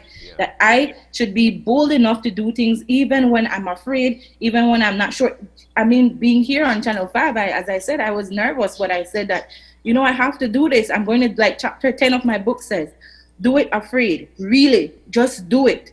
whatever it is, you know, do it. Step out and do it. A lot of time we miss opportunities because we're busy waiting for the right circumstances, the right that. I want young people to understand, or people on a whole to understand, that you're going to see that mountain and it's going to look huge. It's going to, you know, seem impossible. But if you stop at that moment before you even reach that mountain, you will never have the journey over the mountain. But if you just keep going, in spite of the fear, in spite of maybe you might not know, how will I overcome this thing? How will I climb this mountain? Trust me, if you keep going, by the time you reach that mountain, the tip of the mountain, you might realize that, you know what, that mountain isn't even as big as I thought it was. You may have already found something along the way to help you make it over that mountain. And so, and that is why I really believe that, you know, we have to do if we set our minds to do something, then do it. Yeah. Even in the fear, because the truth is, our fear is a lot of times just perception. A lot of times just a perception. Yeah. It's the stories we tell ourselves and how we allow. Yeah. I mean, listen, it has been such a treat to talk to you. I can't imagine how uplifting your book is, just hearing from you directly. Imagine the words that you've put on paper. The book is available for pre-order, right? Yes. Okay. So the second batch it just went in for printing, and so in about 10 days I will have the second batch of books. But it's also available on Amazon Kindle for those who might like your ebook. And so, but you can put in your pre-order. You can message me at 631-0725. I want to encourage you to get one for your daughter, for your sisters, for yourself. And I mean, you can get it for your students. It can be something that you donate to girls, maybe anywhere at all. You know, I'm telling you that it will definitely be a good read. I can come in to do a book club with them, maybe if they're donating to maybe a home for girls or something like that, because I do believe that, you know, it's something that will definitely help to shape their thinking, help to shift their beliefs, because the truth is the things that we believe really control our lives, and really it to a large extent it determines you know, the direction that our lives take. And the book is just recently released, but you're already working on another, I'm told. Yes. So and this book is called "To the Mothers Who Broke Us: Breaking Free, the Stories We Are Ashamed to Tell." And so those two books will be out by December. To the Mothers Who Broke Us is going to be like my memoir. It's like, but it's going to be, it's really where I'm going to go deep and just share, because, you know, I understand now fully that, you know, I don't need to hold on to the shame and guilt. I can let go of those things, and that is what will help me to heal. And so I really want to share that to the mothers who broke us. And, you know, it's something, I know the title might sound like, oop, mother. Yeah, well, I was about to say, those two titles alone have me thinking, wow, those are going to be some deep books. It's twofold, because in a lot of ways, our mothers did break us, but they were really doing the best that they knew how to. That's right. But I have found that even though I have been broken in certain ways, it was also like a breaking open for me. You know, because now I have been broken open, and now my potential is being unfolded. So from that breaking, even though, you know, my mother broke me, and many of our mothers broke us in many ways, and, you know, perhaps there may be things that my daughter will tell me later on, you know what, Mom, you did this thing that way, and it really was not in my best interest. But the truth is, I want people to understand, especially women, is that the truth is, I really believe that our parents are doing the best that they know how to. That best might not be the best, but the truth is, I believe that we're all, as human beings, we're really just doing the best that we know how to. Yeah. And, you know, sometimes in the process they break us, but of course I do believe that whatever we go through, it's all a part of our life journey and our purpose. So that breaking is a part of breaking us open to, you know, unleash our fullest potential. And of course, breaking the silence, the stories we're ashamed to tell, that will be a compilation of stories from other women who have already been reaching out to me to share their stories, because I really want to normalize the fact that we're not on this journey alone. And a lot of the things that we feel like it's just us experiencing, other people are experiencing that same thing. I want women to understand that your story is your superpower. You don't need to be ashamed of your story, what you've been through. No, if you keep holding on to that shame from whatever you've experienced, it's hard for you to grow out of that. Yeah. But the minute you share that story, you open about it, that's the beginning of setting yourself free. I know that has been my journey, especially doing my coaching with Melanie. A lot of the things that I've done was just really sharing my story. And a lot of the time what I found out was that the stories that I was telling myself really it was not the reality, but I was just experiencing life based on who I was inside. Yeah. And that's the truth. Yeah. We experience from what our experience is inside of us. Mm-hmm. And so I really want that to be like a healing book for the women who will be sharing their stories with me, and also for those who will be reading these stories and may be able to connect with it to say, you know what, I don't have to be ashamed. I don't have to hold on to shame and guilt anymore. And that's also a chapter in my book. Yeah. Nice. Shame, well, Geraldine, all that you've said so far, sign me up. I'm looking forward to reading all three of them. And I got to say, that statement that you just made, I think that could be your motivational quote for the day. You may be broken, but it could be an opportunity to break open. And that is, just such a fantastic outlook on challenges that we encounter. Thank you for joining us and for sharing your talent. You're a deep person, and we really appreciate. And I'll tell you, because we know that time has dwindled on us. But from a man's perspective, you've actually enlightened my day, and I'd like to say thank you so very much for that. Thank you. Enjoy your day, and we hope to see you very soon again. And the next time we talk about this book, it's going to be right here in one of these couches. That's for sure, right there. Have to come to this couch before Oprah. You don't agree? Definitely. Thank you. Enjoy your day. Everyone, I can't believe for tuning in. Be sure to get your copy of the book 10 Things All Girls Need to Know. Yeah. Thank you. All right, so we're about to take a break, but Marlene, we could remember when Kaya Katus was actually doing her fundraising to attend this race in Chicago. The race is actually called Intelligentsia Cup in Chicago. Our Belizean cyclists, they're excelling there. We'll talk to them when we come back.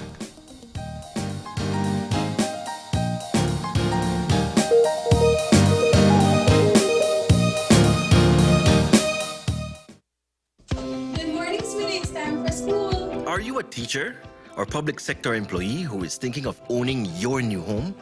Get the keys to your new home with Belize Bank's all-inclusive mortgage, the best financing option in Belize for your new home purchase or construction.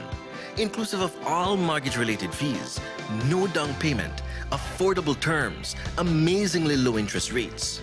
Visit our nearest branch to speak to one of our financial advisors to discuss how you can be one step closer to owning your new home. Some conditions apply.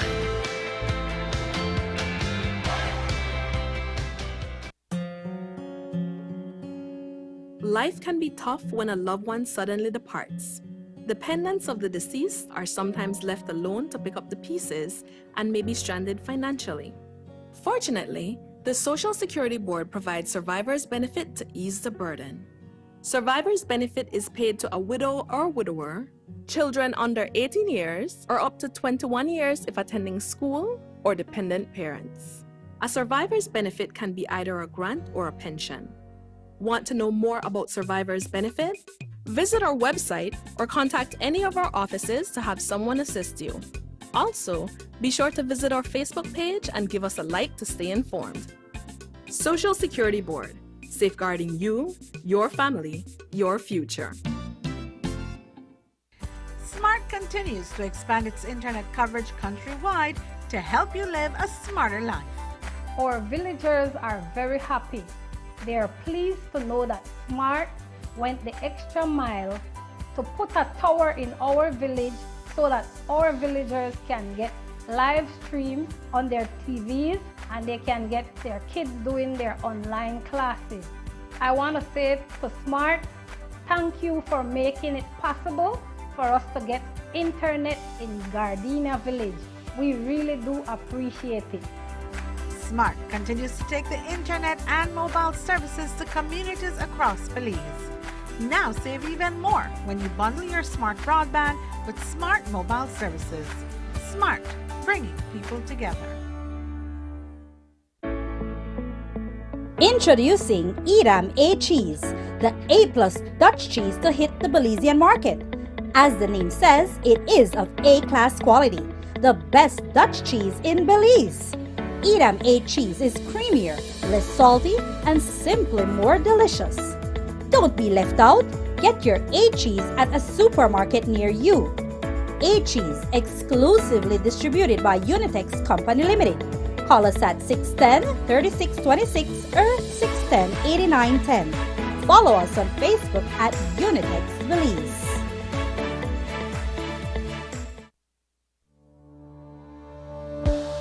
Working off-site doesn't mean you have to be off your game.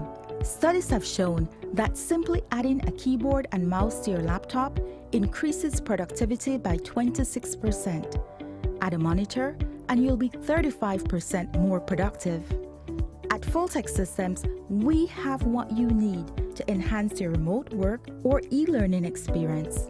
With devices such as headsets, video conferencing monitors, webcams, keyboards, mice, docking stations, all with the brands you trust. Keep connected with collaboration tools like Microsoft 365 Suite and Kaspersky and perform efficiently no matter where you are. Fulltech Systems, your technology center, where you'll come for the price, but stay for the service.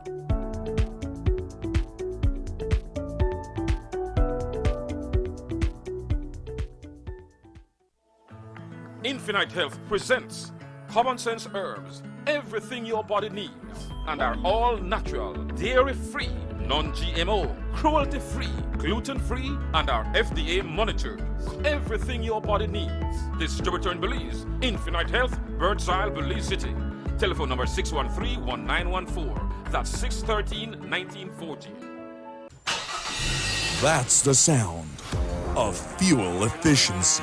Every day, every time, I choose Una Fuels, powered with Dynamax. Una, a brand committed with the future.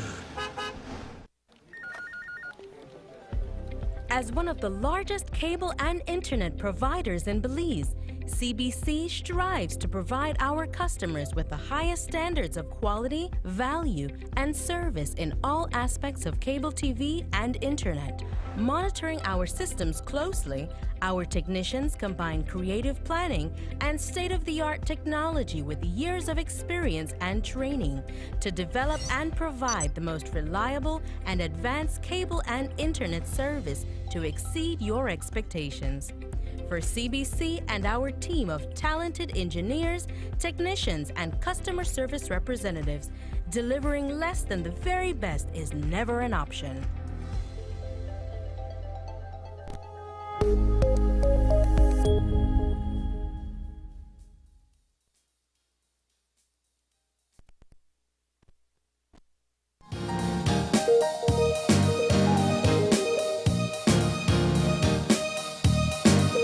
Open your eyes, and we're moving now into our third and final segment for the morning. Now this one is with the three Belizeans who are actually in Chicago, and they're taking part in the Intelligentsia Cup in Chicago. What is that? It's actually a cycling race, all right? And it happens over a course of a few days. Kaya Katus, Jafari Castro, Oscar Quiroz, and I am thinking that everybody has been on that podium so far. Guys, good morning and welcome. Good morning. Morning. It's just so funny you guys are in Chicago, and I know that three different residents under there right now. Good morning once again, guys. Let's talk about this race. We've been seeing all these videos on social media. Tuning in every day. Tuning in every day. We're so proud. The pride is actually with us. You guys are great ambassadors, actually representing the country. Let me go to Kaya first. Kaya, tell us about this, man, and how have things been so far? Good morning again, John and Marlene. Thank you guys for having us this morning. Yes, we are out here in Chicago at the Intelligentsia Cup. This is the first time for Oscar and Jafari, but this is actually my third time.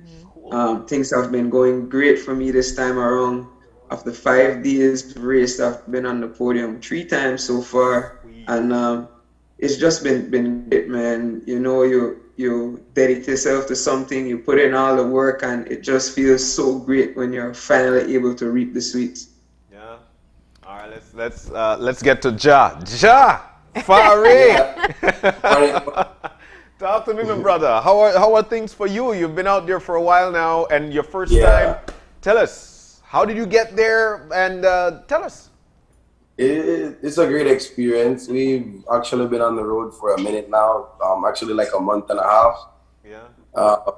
This is like the 5th event we've been to. Our team Project Belize, and we've been doing great so far. So I'm excited about everything that's happening. And the road to get here was pretty rough, but we're making it happen.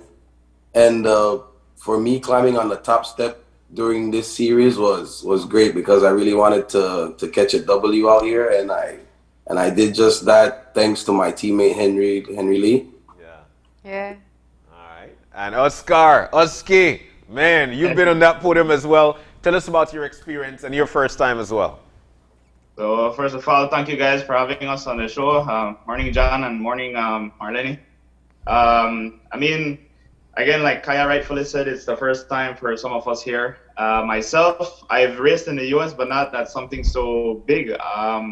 And it's quite a remarkable experience, to be honest. It's kind of like foreign to us. Well, in my case, we don't have criteriums the way, at least the way these guys do it here. It's a big thing here. Back in Belize, we only have it like once. And it's still not the same level. So we have more road racing there. And so coming from a road racing background into a criterium background, it's a whole foreign experience, man.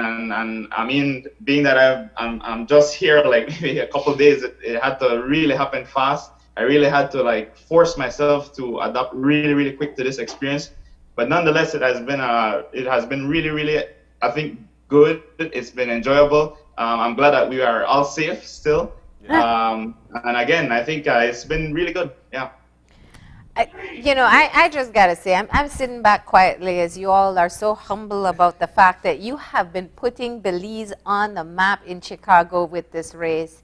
And it is not an easy feat. Oscar, I think you said it just now. It is definitely new for quite a number of the cyclists that are there. Kaya, you've talked us through the process before, but even so, I guess nothing prepares you for going day after day racing, sometimes in an urban setting with the kind of turns that make it almost impossible. So, just tell us about being at this point now. We'll start with you, Kaya. Being at this point now where, Belize and that jersey and our flag and our people are on that podium in the midst of some of the premier cyclists from all over the world. What I have to mention, Marlene, is that everybody who is racing right now at the Intelligentsia Cup knows Belize. We have made sure that our tent is up every day. We fly our Belize flag. Even the commentator, every chance he gets, he mentions the 501. He's like area code 501, and everybody knows what he's talking about. Wow. The people out here, the fans, we have a lot of supporters. Belizeans living in Chicago come out daily with their flag, with their shirt. They bring out water, they bring out Gatorade. It's really amazing this time around, the amount of support we have and the people cheering us on. And we even have, and I have to call out Deandre Ardonis' wife and his mother-in-law who are out here, also his mom, who make us lunch every day. We don't even have to cook, we have a set meal, and these are the things that are of importance when you're racing. All you want to be worried about is your bike and your race. You don't want to be thinking about, how water will get in your bottle, how food will be in the plate, and that type of stuff. So we really have to say a big thank you to those people who are making those things possible as well. Yeah. Kaya, how big of a deal is this race? Oscar had mentioned that it is a big deal, but you've been there 3 times. Is this like a big deal in the U.S. or only in Chicago? In the US, criterium racing is a big deal, and they have a series of criterium racing during the summertime. And Intelligentsia Cup is one of the series on their list. So people come here from all over the US and all over the world. They have Venezuelans, Colombians, Australians, people from all over the world here at this Intelligentsia Cup. So it is a huge deal. The level of competition is really high. So that is what makes it really hard. Jafari, let's talk about what the experience has been for you so far. I understand, so you're racing back to back. It is an event where how you perform each day, it affects your overall score. What's it been like on your end? It's actually, they call it a omnium over here because it goes by points, and every day you get a chance to make some points if you make it in the top 20. And I'm actually second overall in the standings in my category that I'm doing. Nice. And it's pretty difficult, but I've done a 9-day series similar to the one that we're doing here now in Wisconsin. So I'm familiar with this one. Mm-hmm. But in this series, I'm doing actually better than the last one because I'm getting used to the style of the racing here with the criteriums, because this is foreign to us. Yeah. What's the hardest adjustment? The corners actually was the hardest for me because it's really dangerous because we don't do this style of racing in Belize. Yeah. We're just basically on the road, going for 4 to 5 hours, going long out and coming in back. And this type of racing is very fast. As soon as the race begins, it's about 30 to 27 miles per hour, and you have to make the left, make the right as fast as you're going and try not to crash. And it's been a pretty hard adjustment to make, but I'm doing well now. So. Yeah. And then you did mention that you're second in your category overall, so far overall. How far are you away from getting the top spot? 15 points. I have 71 points right now, and the guy that's leading the Omnium has 86 points. I'm keeping my eye on him right now. How do you make up a point? What constitutes to a point? Tell us about that. Oh. The placing that you finish every day. If you win a race, you get 20 points, and it just comes down. Second, 19, 13, 18, and it just goes down all the way to 1 once you get the 20th position. Mm. So you need to win the next race. As long as you win the next race, you could be at the top. Yeah, I have to win, or at least stay consistent to keep my position or to move up, and keep my eye on the guy that's in front of me and the guy that's actually right behind me, because that's right. Third, 69 points. So he's not that far off from me either. Wow. Tell us what it was like to stand on that first place podium. Oh, it felt great. It's a lot of emotions running through me when I was climbing on the top step, because I really, really wanted it. And since I came out here, before that, the best I did was third, a bunch of top 10s, and it was really getting frustrating knowing that I was aiming for the win, aiming for it, and I didn't get it. And knowing that I got it on the third day out here, I felt great about it, and it boosts my confidence so I could do better in the following days. Yeah. What was different on that racing day for you?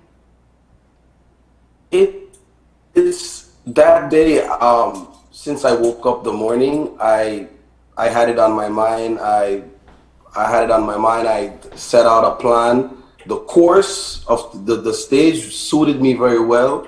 I talked to my teammate Henry Lee about it, and when we had 2 laps to go in the race, I told him to start leading me out, because I know the sprint was a very long one, and it would have suited me. Yeah. And he took it all the way through to me up the last climb, and after that, I could have handled myself in the sprint, because I knew the guys they wasn't faster than me, and I pulled it off, and I felt really, really great about that, knowing that he sacrificed himself for me. Yeah. Yeah. Oh, cool. Wow. All right. So Oscar, let's get to you, man. You had your chance in the podium as well. Yeah. So tell us about your ordeal and how things are going for you, and your race that you actually placed. So again, I haven't quite tasted the first place yet, like my friend Duff. So I like how you say yet, right? More days to go. So, being that it's the first time here, I think it's kind of still a big achievement for me in my own individual growth within this race. So I mean, climbing up even to the podium position, I mean, at the first day, I didn't even see this thing happening. I was so scared about the cornering. I mean, well, not scared, but more like kind of like anxious and didn't know what to expect. That, you know, how can I not build up? And then, you know, it just feeds into a lot of, I think, anxiety, fear, and nervousness. And I think all of the guys here that just came for the first time, we all went into that mentality or fear, that kind of thing. And then it kind of really messed us up when going into the first day of the race. And but I mean, we've gradually seen improvements. Obviously, I've been a little bit more consistent throughout the days. The experience has been really, really interesting with the amount of guys that are here. The level of racing that these guys are doing, it's so different from Belize. Yeah. I mean, apart from just the crit life, the speed itself, like Jeff said, you know, as you start, you're hitting the 30s, 33s, and the pace doesn't really go down. I mean, you're averaging around anywhere between 25 and up, no matter what the course is. If they have hills, it doesn't matter. It's always fast. Yeah. And man, it's remarkable how, you know, we've come a long way to grow and adapt so fast to getting to know these courses, and as the days go by, you put your body through these stress, and you still could find yourself going up on the podium again. Yeah. I've been having a huge help from my teammates in my category, which would be Giovanni Lovell and Watsani Castro, right? As well as Byron Pope. I believe he switched between two categories within the race itself. So he was with us at the beginning, but he as well as he's still adapting to it. But I mean, these guys are doing great, man. You know, at this point, we're actually affecting the race in the sense that we could actually go on the front. We could pace these kind of pace. I mean, match the speed to these guys. Yes, the lead technicality part might be a lead issue at the moment, but you know, tactically we're trying to improve, and that shows a lot from the Belizean cyclists out here right now in Chicago. And definitely sounds like you're working together. You're in different categories, at least for the males. Category 2 and 3, right? Yes. Jafari and Oscar. And then... Go ahead, sir. No, I was going to ask Kaya to share her experience. Kaya, I got to tell you, I knew about these corners because I will never forget your first experience in this race when you outlined to us how tough it was to turn those corners and the challenges you had there. What's different for you this year?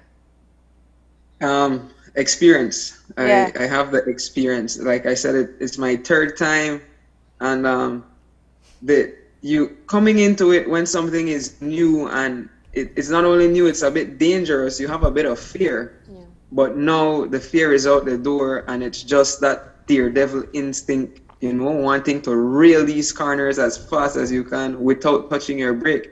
I ride with a bike cam on my handle, and after the races, I go and look at it and see how many times I touch my brake in these races. And this time around, it's a little bit to no touching of the brake. So I'm just reeling these corners, and I think that is what's helping me, because you don't have to use as much energy. When you touch your brake in a corner, you lose at least 4 or 5 positions. When you don't, you know, you're able to maintain your position and even move up. So experience is what has been helping me this time around, as well as the physical condition that I managed to get in during COVID. Yeah. And that's what I was going to ask. 2 things I wanted clarification on. One, I think we need to explain to non-cyclists why these corners are so hard. And 2, just after you've completed that response, just what about, you know, you haven't been able to compete in over a year. Is this a part of the additional push that you have in this race?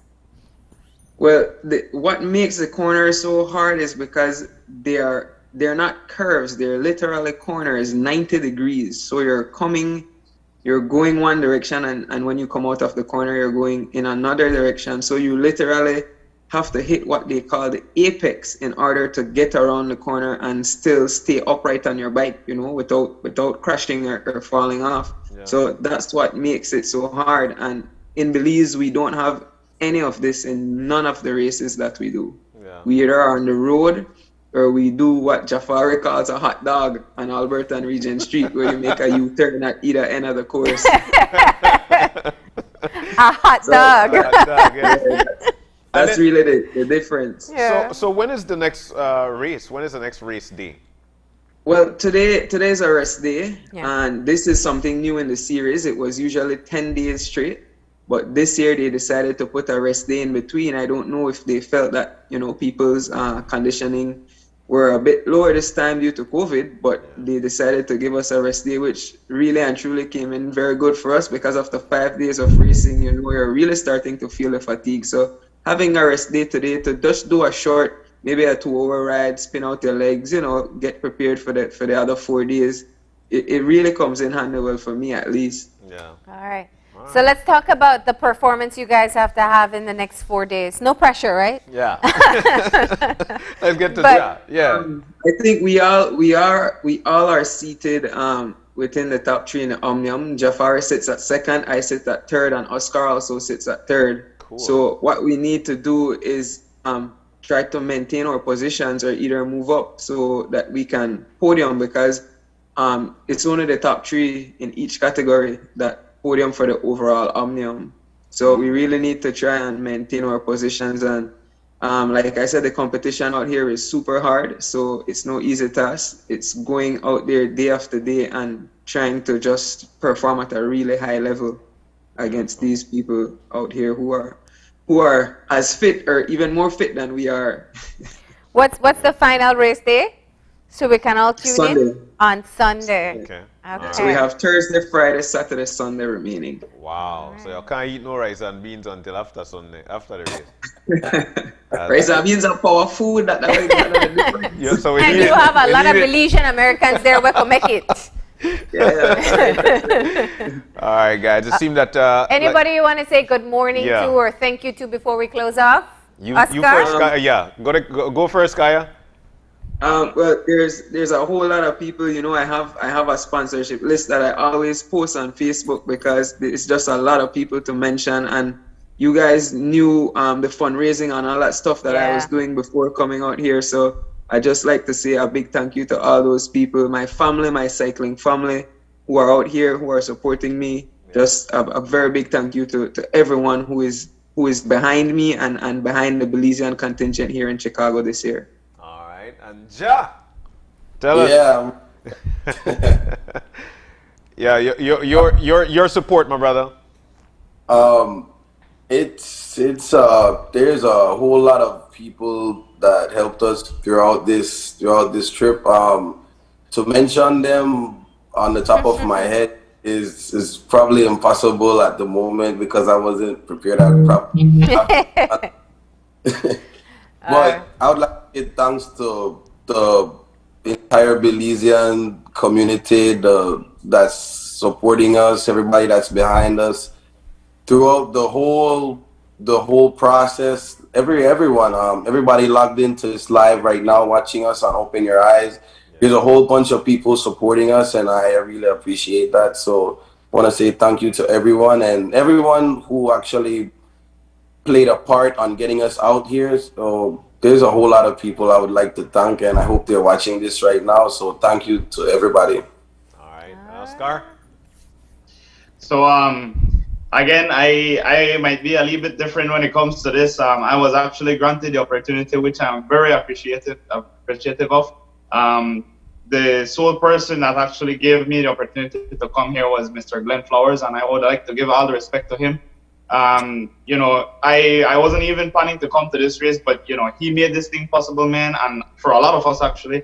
And so I was able to come and try and see what I could do here, right? So I'd like to give a huge big up to Mr. Glenn Flowers.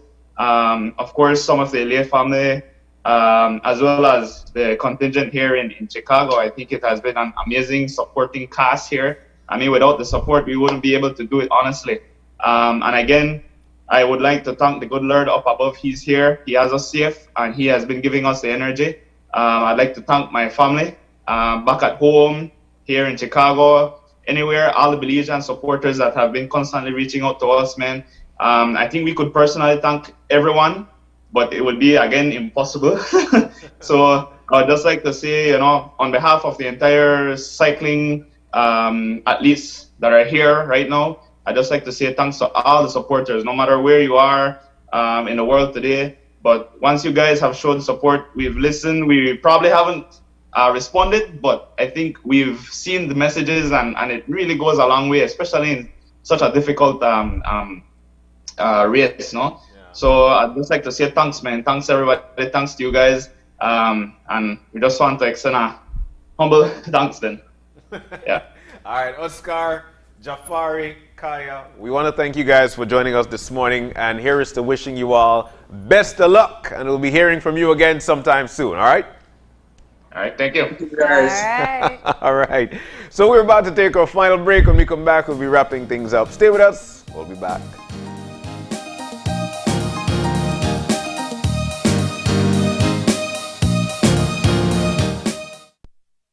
It's time for school. Are you a teacher or public sector employee who is thinking of owning your new home?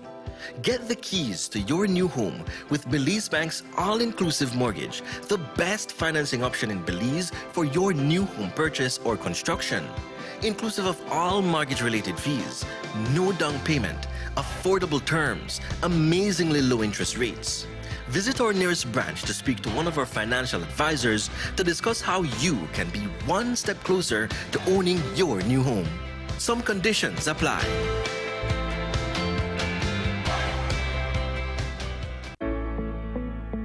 Introducing Edam A cheese, the A+ Dutch cheese to hit the Belizean market. As the name says, it is of A-class quality, the best Dutch cheese in Belize. Edam A cheese is creamier, less salty, and simply more delicious. Don't be left out. Get your A cheese at a supermarket near you. A cheese exclusively distributed by Unitex Company Limited. Call us at 610-3626 or 610-8910. Follow us on Facebook at Unitex Belize.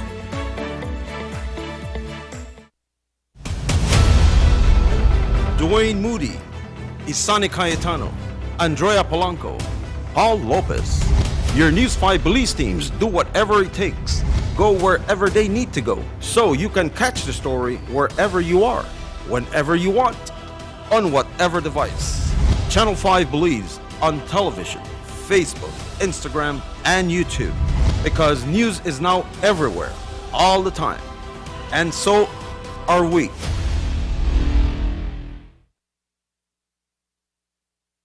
Smart ilimitado. Solo con Smart obtienes datos ilimitados en cualquier momento, mientras que con el otro proveedor solo son datos dobles los fines de semana. Con datos ilimitados todos los días no hay necesidad de esperar, así que es un hecho que nuestros planes ilimitados superan a la competencia. Por lo tanto, no permita que le digan cómo y cuándo usar sus datos y obtenga llamadas, mensajes de texto y datos ilimitados. Vive la verdadera experiencia de planes ilimitados con Smart. Es un hecho. Haga el cambio y viva Smart.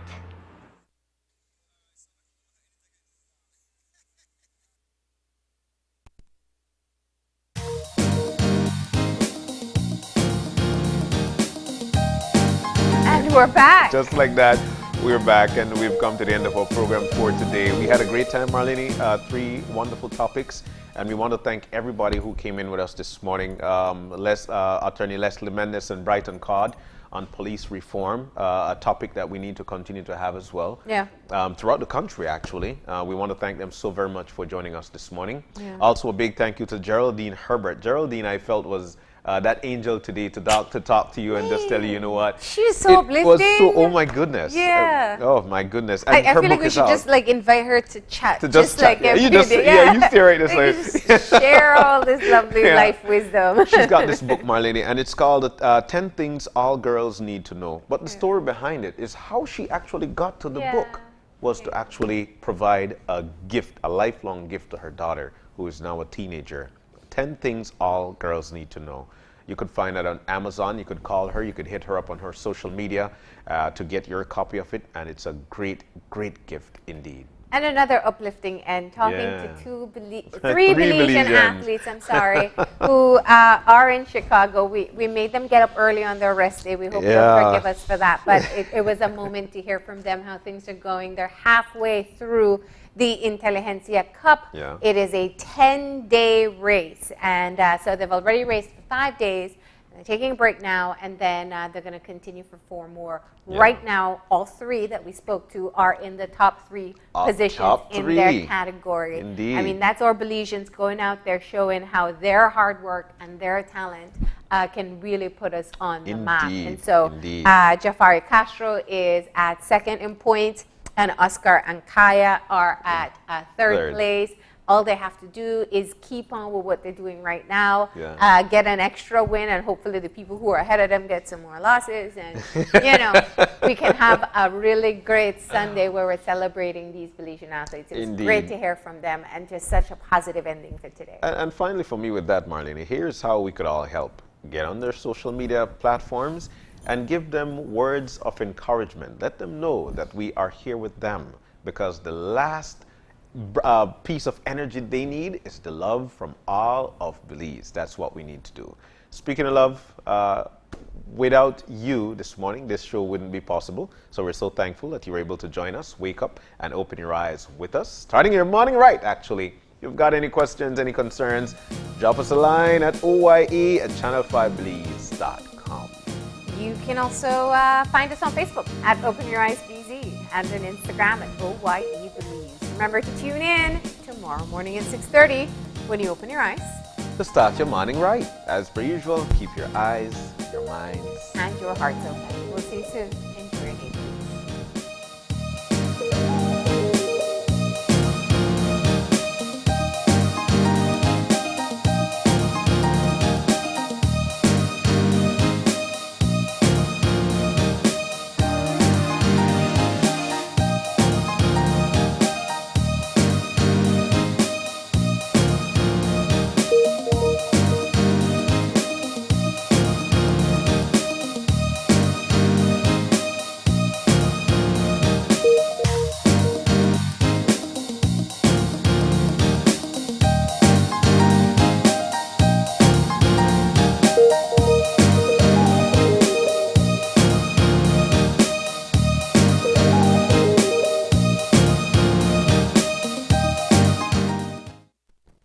Open Your Eyes was brought to you by the Belize Bank.